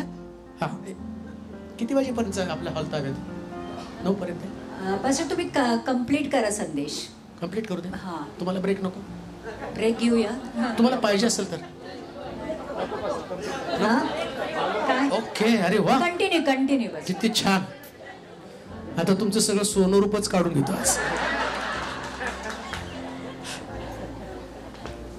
सोनं रूप काय नाही, जे आहे ते तुला देतो. खिशाशी संबंध, जेव्हा खिशाशी संबंध येतो ना, तेव्हा सोनं रूप या गोष्टी डोक्यातनं निघून जातात. काहीच व्हॅल्यू नसतो त्याला. खिशाशी संबंध. देवाच्या राज्यामध्ये एवढी ताकद आहे, एवढी ताकद आहे. खांदू नये का? मी ज्या गोष्टीविषयी तुम्हाला बोलत आहे, आज जगातल्या लोकांची संपत्ती, जर त्यांना असं काय वाटतं, धनवान व्यक्ती कोण आहे ज्याच्याकडे सोनं रूपक आहे. नाही हो, राजगादीचा तो मार्ग नाही. आपल्या देशाला सुद्धा तेवढ्याच नोटा छापता येतात जेवढं सोनं त्यांच्याकडे आहे बरं का. असं काय मोदीच्या डोक्यात आलं तो म्हटलं नाही छापा नोटा नाही चालत, जेवढं सोनं शिल्लक आहे तेवढंच. आणि समजा सोनं कमी असेल, जास्त नोटा छापल्या तर गेला देश भिकारी झाला म्हणून समजायचं. तेवढं सोनं ठेवावं लागतं. पण लक्षात घ्या, आमच्याकडं सोनं रूप नाही, पण सोन्यापेक्षा भारी सामर्थ्य आमच्याकडे आहे, आणि ते पवित्र आत्मा आहे. आमेन. पवित्र आत्मा तो राज मार्गाकडे तुम्हाला घेऊन जातो. आणि म्हणून इथं असं म्हटलं की ते वाचा बरं वचन, ते आता हा तेच वचन, आता प्रेषितांचं कृत्य 3रा अध्याय. तेव्हा पेत्र व योहान यांनी त्याच्याकडे निरखून पाहिले, आणि पेत्र म्हणाला, आमाकडे पहा. कुणाकडे पहा? कुणाकडे पहा? आमाकडे पहा. बोला की कुणाकडे? आमाकडे. म्हणा की कुणाकडे पहा? आम्हाकडे. मी म्हणतो काय बघायचं तुमच्याकडे? तुम्ही म्हटलं आम्हाकडे बघा. आता तुमच्यात ते डेअरिंग पाहिजे. आमच्याकडे बघा, आमच्याकडे बघा. आता सगळ्यांनीच म्हटलं आमच्याकडे बिडी पिता. तुमच्याकडे काय बघायचं? तंबाखू खाता. काय तुमच्याकडे बघायचं? निंदा करता. काय तुमच्याकडे बघायचं? वादविवाद करता, भांडण करता, सगळं करता, उलट बोलता, उद्धट जीवन आहे. नाही हो, जेव्हा पवित्र आत्मा येतो ना, सगळे स्वभाव बदलले जातात. आमेन. सगळे स्वभाव. सामर्थ्य कधी येतं? सामर्थ्याची चुणूक. एक व्यक्तीमध्ये सामर्थ्य आलं ना, ओळखायचं कसं? आता काय माहिती का, आम्हाला पॉवरची व्याख्याच कळलेली नाही. खरी पॉवर काय? काही लोक नाही, मला ते असं थरथर माझं अंग कापलं ना, मला जाणवलं पवित्र आत्मा आला. थरथर माझं अंग कापलं. मी थरथर अंग कापलं पडलं आणि उठलं आणि परत बिडी पिली. काय झालं? त्या पॉवरचा फायदा. थरथर अंग कापलं, सगळं झालं आणि त्याच्यानंतर पुन्हा आमच्या सोलापूरचे लोक, तुमचं नाही सांगत, ते म्हणजे आम्हाला 2 आत्मे आहेत. भांडायचा पण आहे आणि प्रार्थनेचा पण आत्मा आहे. कुठले आत्मे? भांडायचं पण आहे. कसे काय 2 आत्मे? भाडे करू, पुढे भाडे करू. इकडे इश्यू आहे, मग त्याला थोड्या वेळ खोलीमध्ये बंद करतो, चावी फेकून देतो, याला बाहेर काढतो, तो भांडण करतो. हे पॉवर नाही, डुप्लिकेट आहे बरं का सगळं. देवाला डुप्लिकेट नाही, सगळं ओरिजिनल लागतं. शौल डुप्लिकेट झाला, राजपदावरून गेला. ऐका, राजपदावरती आल्यावर त्याला सगळे मांत्रिक, तांत्रिक, चेटूक विद्या, देवऋषी आपल्या राजवाड्यावरून हद्दपार केले. पण जेव्हा शौलाचं पतन झालं, त्यानं परत सगळ्याला जमा केलं. आमच्याकडे पण तेच आहे. त्या दिवशी आम्हाला प्रभूची ओळख होती. सगळे स्वभाव काढून टाकतो, बाहेर फेकून देतो.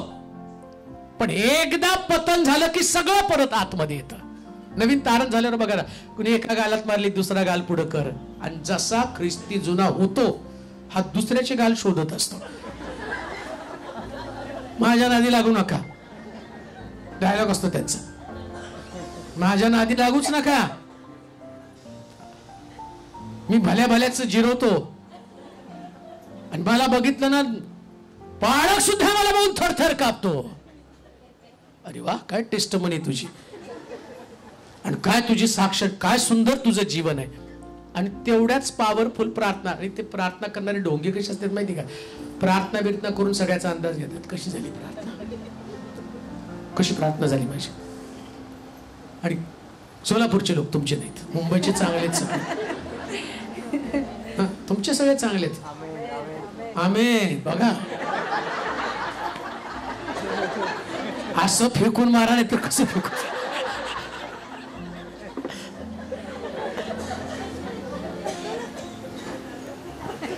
अवघड आहे. ऐका, जेव्हा पवित्र आत्मा येतो, हा पवित्र आत्मा तुमचे विचार आणि स्वभाव बदलून टाकतो. Total change. मग गलतीकाराच्या पत्रामध्ये पौल म्हणत नाही का, आत्म्याच्या प्रेरणेने चाला, म्हणजे तुम्ही देवाची देहवासना पूर्ण करणार नाही. पॉवर कशामध्ये? प्रॉब्लेम तुमची पॉवर जाते का? या पेत्राची पॉवर पेत्राने टिकवून ठेवली.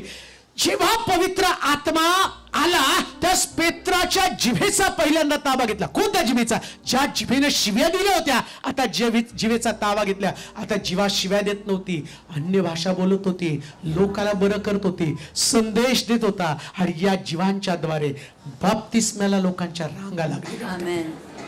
हे पॉवर आहे. एकदा जिभेचा ताबा घेतला, एकदा जिभेचा ताबा घेतला.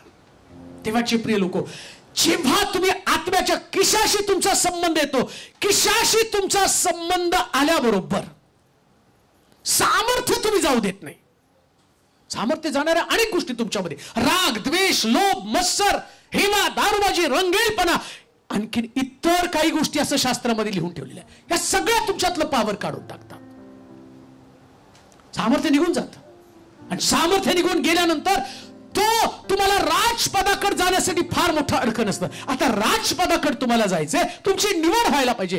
कोणाची निवड होणार आहे? ऐका, सगळ्यांची निवड होणार नाही आज रात्री, परंतु काही लोकांच्या अंतःकरणात भावना असतील, प्रभू माझे स्वभाव मी बदलण्यासाठी तयार आहे. आमेन. ज्या व्यक्तीच्या अंतःकरणामध्ये ती फिलिंग असते, ती भावना असते ना, तो देवा मला काही नसलं तरी चालेल, पण मला पवित्र आत्म्याची गरज आहे. आमेन.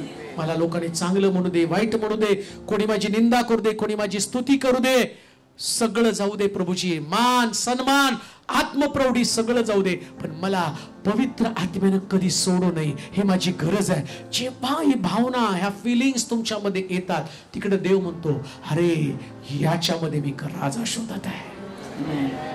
एक राजा शोधत आहे तुमच्यामध्ये. आज रात्री तो राजा असणं गरजेचं आहे. आमेन. तुमच्यामध्ये. लक्षात ठेवा, भावनेचं जीवन जगू नका. कधी कधी आम्ही भावुक फार जीवन जगतो, काय मनाला बरं वाटतं ते. साध्या साध्या गोष्टींना नाराज होणं, काही गोष्टीला प्रत्युत्तर करणं, ज्या पवित्र आत्म्याला दुःखी करणाऱ्या गोष्टी, त्या गोष्टींवरती आमचं आतोनात प्रेम असतं. पवित्र आत्मा निघून जातो, पावर निघून जाते. पावर निघून जाणं म्हणजे तुमच्यातलं राज्य निघून गेलं, राजा निघून गेलेला आहे. तुमचा राजा टिकून राहायला पाहिजे, राजपट टिकून राहिलं पाहिजे. मग कसं राहणार राजपट टिकून? आणि कसं त्या भावना तुमच्यामध्ये जागा होणार? कसं आतमधला मनुष्य बलवान होणार आहे, स्ट्रॉंग होणार आहे? शास्त्र सांगतं ते मंदिरात वाचा बरोबर. तेव्हा त्यांच्यापासून काहीतरी मिळेल या अपेक्षेने त्याने त्यांच्याकडे लक्ष लाविले. त्याने लक्ष लावलं. पुढे पेत्र म्हणाला माझ्याजवळ सोने रुपे काही नाही, सोने रुपये काही नाही, पण जे आहे ते तुला देतो. नासोरी येशू ख्रिस्ताच्या नावाने चालू लाग. आणि त्याने त्याचा उजवा हात धरून त्याला उठवले. तेव्हा त्याची पावले व त्याचे घोटे या तत्काळ बळ आले. तो उडी मारून उभा राहिला व चालू लागला. आता अजून एक मुद्दा याच्यामध्ये तुम्हाला सांगायचा आहे. पवित्र आत्म्याचं सामर्थ्य, किशाशी तुमचा संबंध आहे. कोणामध्ये देव राजा शोधतो? नीट ऐका बरं का. तुम्ही चर्च म्हणून या ठिकाणामध्ये आहात. हा लंगडा भिकारी मंदिराच्या बाहेर आहे, तो आतमध्ये येत नाही. आणि आतमध्ये न येण्याचं कारण त्याची पावलं अडखळत आहे पावलं. ऐका बरं का बिलीवर्स, तुम्हाला काय करायचंय, तुम्ही कसे राजे बनणार त्याच्या संबंधाने मी तुम्हाला सांगत आहे. आज मंडळांमध्ये, विश्वासणाऱ्या मंडळांमधला सगळ्यात मोठा प्रॉब्लेम हा आहे. कोणता प्रॉब्लेम? कोणीतरी चर्चला येण्यासाठी अडखळत आहे आणि त्या अडखळलेल्या व्यक्तीला मंदिरामध्ये आणणाऱ्या लोकांची गरज आहे. कोण आहे तो? पेत्र, ज्याच्याकडे पॉवर आहे, ज्याच्याकडे सामर्थ्य आहे. आणि हे सामर्थ्य त्याच्याकडे असताना त्यानं त्या सामर्थ्याचा वापर कशासाठी केला? तर बायबल सांगतं त्या सामर्थ्याचा वापर करत असताना या व्यक्तीने काय केलं? तर या व्यक्तीनं त्याच्या घोट्यामध्ये बळ घातलं. आमेन. घोट्यामध्ये बळ म्हणजे काय हो? लोक चर्च मध्ये येण्यासाठी असणार अडखळण काढणं. पवित्र आत्मा कशासाठी? पण आज काय होतं माहिती का? लोक चर्च मध्ये येणाऱ्या लोकांनाच अडखण टाकत आहेत, अडखळत आहेत. काही गोष्टी इतक्या भयानक आहेत, इतक्या भयानक गोष्टी आहेत मंडळांमध्ये. तो व्यक्ती चर्च मध्ये येण्यापेक्षा चर्चच्या बाहेर कसं राहील, हे जर मंडळांमध्ये काम केलं जात आहे तर याचा अर्थ पॉवर संपलेली आहे, सामर्थ्य नाहीये. कोणत्या कारणाने अडखळले? तुम्ही कोणाला अडखळ ठेवत आहात? पॉवर त्याच्यासाठी नाही दिलं देवाने तुम्हाला. त्या पॉवरचा तुम्ही दुरुपयोग तर करत नाही ना, त्याचा वापर चुकीच्या पद्धतीने करत नाही ना. ही पॉवर तर लोकांनी आतमध्ये येण्यासाठी आहे, आतमध्ये यायला पाहिजे, लोकांनी चर्च मध्ये यायला पाहिजे असं म्हटलं. तिथं या पेत्रानं त्याच्या घोट्यामध्ये बळ येण्यासाठी त्याला नासुरी येशूच्या नावानं उठ आणि चालू लाग म्हटलेलं आहे. नीट ऐका. चर्च मधली सगळ्यात महत्वाची व्यक्ती कोण असेल तर फक्त प्रभू येशू ख्रिस्त. आमेन. फक्त प्रभू येशू ख्रिस्त इम्पॉर्टंट आहे. फक्त येशू महत्वाचा आहे. येशू नाही तर चर्चला उपयोगच नाही, काहीच उपयोग नाही चर्चला. आणि या लोकांना आम्हाला चर्चकडे आणायचं. 9 पर्यंतच आहे का? किती वेळ? किती वाजेपर्यंत? 9 तर वाजलेत पास्टर. 15 मिनिटं घ्या अजून. नाही, थांबू आपण. जर प्रॉब्लेम असेल तर आपण थांबू. 9 पर्यंत ओके. 9:15 will do. नाही हा चालेल. ज्यांचं चर्च आहे ते परमिशन देत आहेत. बरं ओके. कारण कसं की आपल्याला, मला तुम्ही 12 म्हटलं 2 वाजलं तरी माझं तोंड थांबणार नाही. पण मला माहिती की सगळ्या गोष्टीला मी वेळेचं पाळणारा व्यक्ती आहे. 5 मिनिटांमध्ये मी संपवतो की जेणेकरून तुम्ही पण लांब लांब जाणार आहेत. परंतु एक गोष्ट मला जाता जाता एंड करायचा आहे. जाता जाता पवित्र आत्मा किशाशी संबंध. किश जेव्हा किश त्याचा संबंध, ऐका बरं का, मी फार तळमळून सांगत आहे. मी या एवढ्या मंडळ्या फिरतो, एवढ्या चर्चमध्ये जातो. मंडळीची स्थापनाच यासाठी झाली की मंडळीमध्ये तारण पावलेल्या लोकांची, नव्या आत्म्यांची एंट्री व्हायला पाहिजे. नवीन आत्म्यांची एंट्री व्हायला पाहिजे. आणि नवीन आत्म्याची एंट्री व्हायला पाहिजे ना, तर लोकांच्या अंतःकरणामध्ये ती भावना असली पाहिजे, लंगडे उड्या मारत आतमध्ये यायला पाहिजे. एक मुद्दा जाता जाता सांगतो, एंड करतो जाता जाता. काय माहिती का, जेव्हा माडीवरचा पवित्र आत्म्याचा अनुभव पेत्रानं घेतला, ऐका, पवित्र आत्म्याचा अनुभव घेतल्याबरोबर कोणामध्ये सामर्थ्याचा वापर पेत्राने कसा केला सांगू का तुम्हाला? लंगडा भिकारी आनंदानं उड्या मारत मंदिरात गेला. काय अर्थ होतो सांगू का तुम्हाला त्याचा? सामर्थ्य, किशाचा संबंध. जे लोक मंडळीमध्ये, लोकांमध्ये आनंद निर्माण करतात त्यांच्यामध्ये सामर्थ्य आहे. काय बोलतो नीट आहे का? तुम्ही मंडळीमध्ये तुमचं वावरणं, पवित्र आत्म्यानं भरलेले तुम्ही लोकात, तुमचे शब्द, तुमचं बोलणं, तुमचे विचार, तुमच्या कृती या लोकांमध्ये आनंद निर्माण करणाऱ्या असाव्या. असं बोलू नका की एखाद्या व्यक्तीचा आनंद निघून जाईल. असे शब्द बोलू नका की त्या व्यक्तीच्या जीवनामध्ये निराशा, डिप्रेशन येईल. उलट असे शब्द बोला की ती व्यक्ती म्हटली पाहिजे, हे चर्च मला मिळालं, जगातली सगळ्यात भारी वस्तू मला मिळाली. हे चर्च, ही मंडळी, हे पवित्र आत्मा. एवढं तुमच्या चर्च वरती त्याने प्रेम केलं पाहिजे. आणि म्हणून येशूने पवित्र आत्मा दिला त्याला. आणि किशाशी संबंध असणं म्हणजे सामर्थ्याची संबंध. लक्षात ठेवा, सामर्थ्य म्हणजे लोक बरे होणं नव्हे. सामर्थ्य म्हणजे मंडळीतले लोक आनंदी असणं, याला सामर्थ्य म्हटलेलं आहे. लोक बरे झाले म्हणजे सामर्थ्य नाही.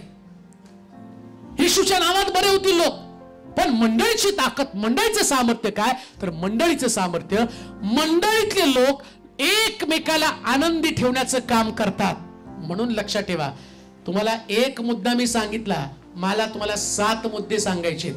एक मुद्द्यातला पोट मुद्दा मी तुम्हाला सांगितला, परंतु मला तुम्हाला सांगू द्या, जाता जाता मी तुम्हाला सांगेल, किशाशी संबंध जोडा. किशाशी संबंध जोडला तर मंडळीसाठी आणि देवाच्या राज्यासाठी तुमचं पहिलं पाऊल पडेल. पहिलं पाऊल. आज देव राजा शोधत असताना त्या लोकांना तो शोधणार आहे ज्यांच्यामध्ये सामर्थ्य आहे. आणि सामर्थ्य कोणा लोकांमध्ये आहे? ज्यांच्यामध्ये या क्वालिटीज आहे, देव त्यांना सामर्थ्यानं भरणार आहे. आपल्या जागेवरती आपण उभं राहूया, आपले डोळे बंद करूया, आपल्या मान आपण झुकूया, आपली मस्तक आपण लावूया. थोडा वेळ, 1-2 मिनिटं आपण आपले डोळे बंद करूया. कोणीच कोणाशी बोलू नका, कोणी कोणाशी बोलू नका. थोडा वेळ देवाच्या सानिध्यामध्ये, काही क्षण, काही वेळ देवाच्या सानिध्यात खर्च करूया. इथून जाण्याच्या अगोदर थोडासा आपल्या जीवनाचा विचार करू. थोडासा.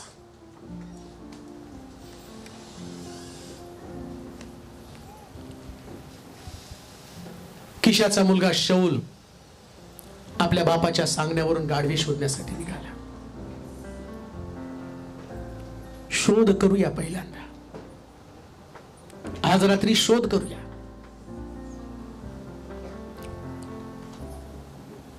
काय शोधत आहोत आम्ही? काय शोधण्यासाठी या ठिकाणात आलेलो आहोत? मला माहिती आहे कित्येक लोक आरोग्य शोधत शोधत आलेले आहेत. आहे तुमच्याकडे शारीरिक व्याधी, आणि देव ते दाखवत पण आहे, दाखवत आहे. तुमचे पोटाचे विकार, तुमच्या ब्लड मधल्या समस्या, गर्भाशयाच्या समस्या, आर्थिक समस्या, सगळ्या गोष्टी देव पाहत आहे. पण तरी तुमच्यामध्ये देव एक राजा पाहत आहे, एक राजा. आणि आज रात्री तुमचा संबंध किशाशी येऊ द्या.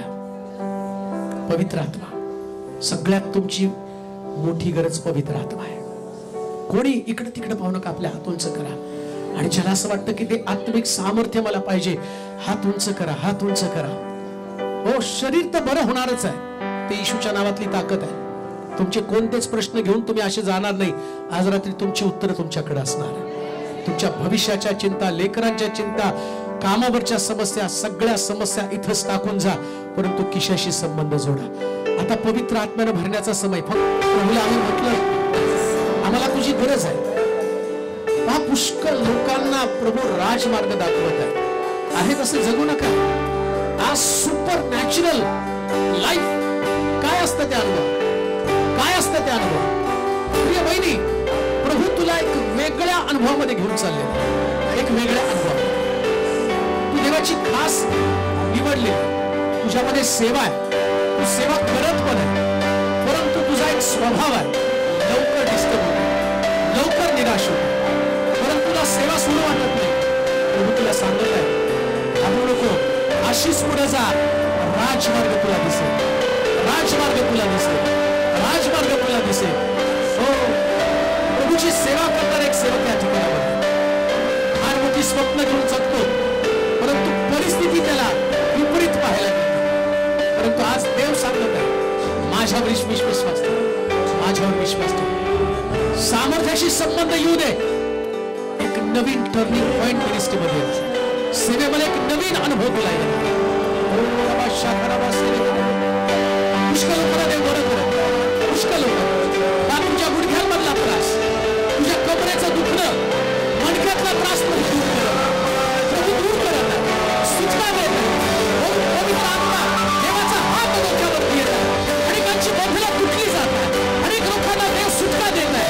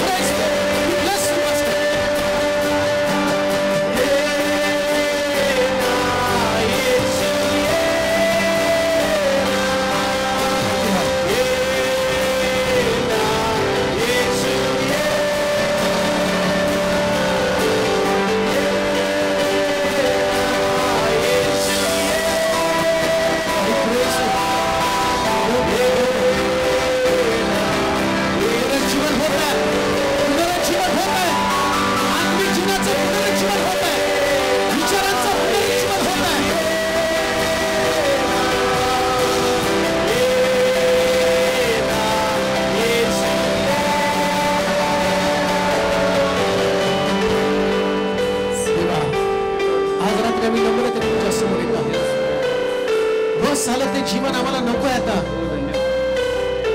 उठायचं, झोपायचं, कामकाज करायचं, या जीवनाला कंटाळलोय आम्ही. आम्हाला किशाशी संबंध जोडायचा आहे, सामर्थ्याशी प्रभूशी. 3 दिवसामध्ये इथं येणारी व्यक्ती नॅचरल नको तर सुपर नॅचरल बनवली. सुपर नॅचरल अशा पद्धतीनं मंडळी त्यांनी वावरावं, अख्खी मंडळी त्याच्याकडे पाहताना आशेनं पाहतात. असं त्यांचं वावरत असू दे प्रभूजी. जेव्हा मंडळीतले लोक त्या व्यक्तीला पाहतील, सगळ्यांच्या चेहऱ्यामध्ये आनंद असू दे. आमचा संबंध पवित्र आत्म्याशी आल्यावर जे व्यक्तिमत्वामध्ये बदल होतो, तो बदल होऊन जातो. वेगवेगळ्या मंडळीचे लोक आहेत, इथं आलेत, पण जाताना तसेच पाठवू नको माझ्या. हो, ते फार बदललेले जाणू दे माझ्या. ती सर्वोच्च पातळी आत्मिक जीवनातली गाठली जाईल, आत्मिक जीवनातली गाठली जाईल माझ्या. पुन्हा उद्या येतील तर फार मोठ्या गोष्टी मी पाहणार आहोत. आज आम्ही किशाला पाहिलं, परंतु पहिल्या पायरीमध्ये आम्हाला कळलं की सामर्थ्य नाही तर जीवन व्यर्थ आहे. आज रात्री ते सामर्थ्य घेऊन पुन्हा उद्या आम्ही येऊ तर इतकं पॉवरफुल असू दे माझ्या देवा. तुमचं जीवन आणि अनुभव करावा. धन्यवाद देतो तुझ्या लोकांबद्दल, या ठिकाणाबद्दल. पुन्हा एकदा तुझ्या लोकांचा ताबा घे. भविष्यवाण्या होऊ दे, उद्या प्रगटीकरण होऊ दे प्रभूजी. बंधनं तुटू दे माझ्या राजा. पवित्र आत्म्याचा अग्नी पाठव. जे लोक किती मोठ्या आशेनं उपवास प्रार्थनेने त्याने यावं यासाठी की प्रभू तो अग्नी घेऊन बाहेर पडा, ते सामर्थ्य घेऊन बाहेर पडा. येशूच्या नावात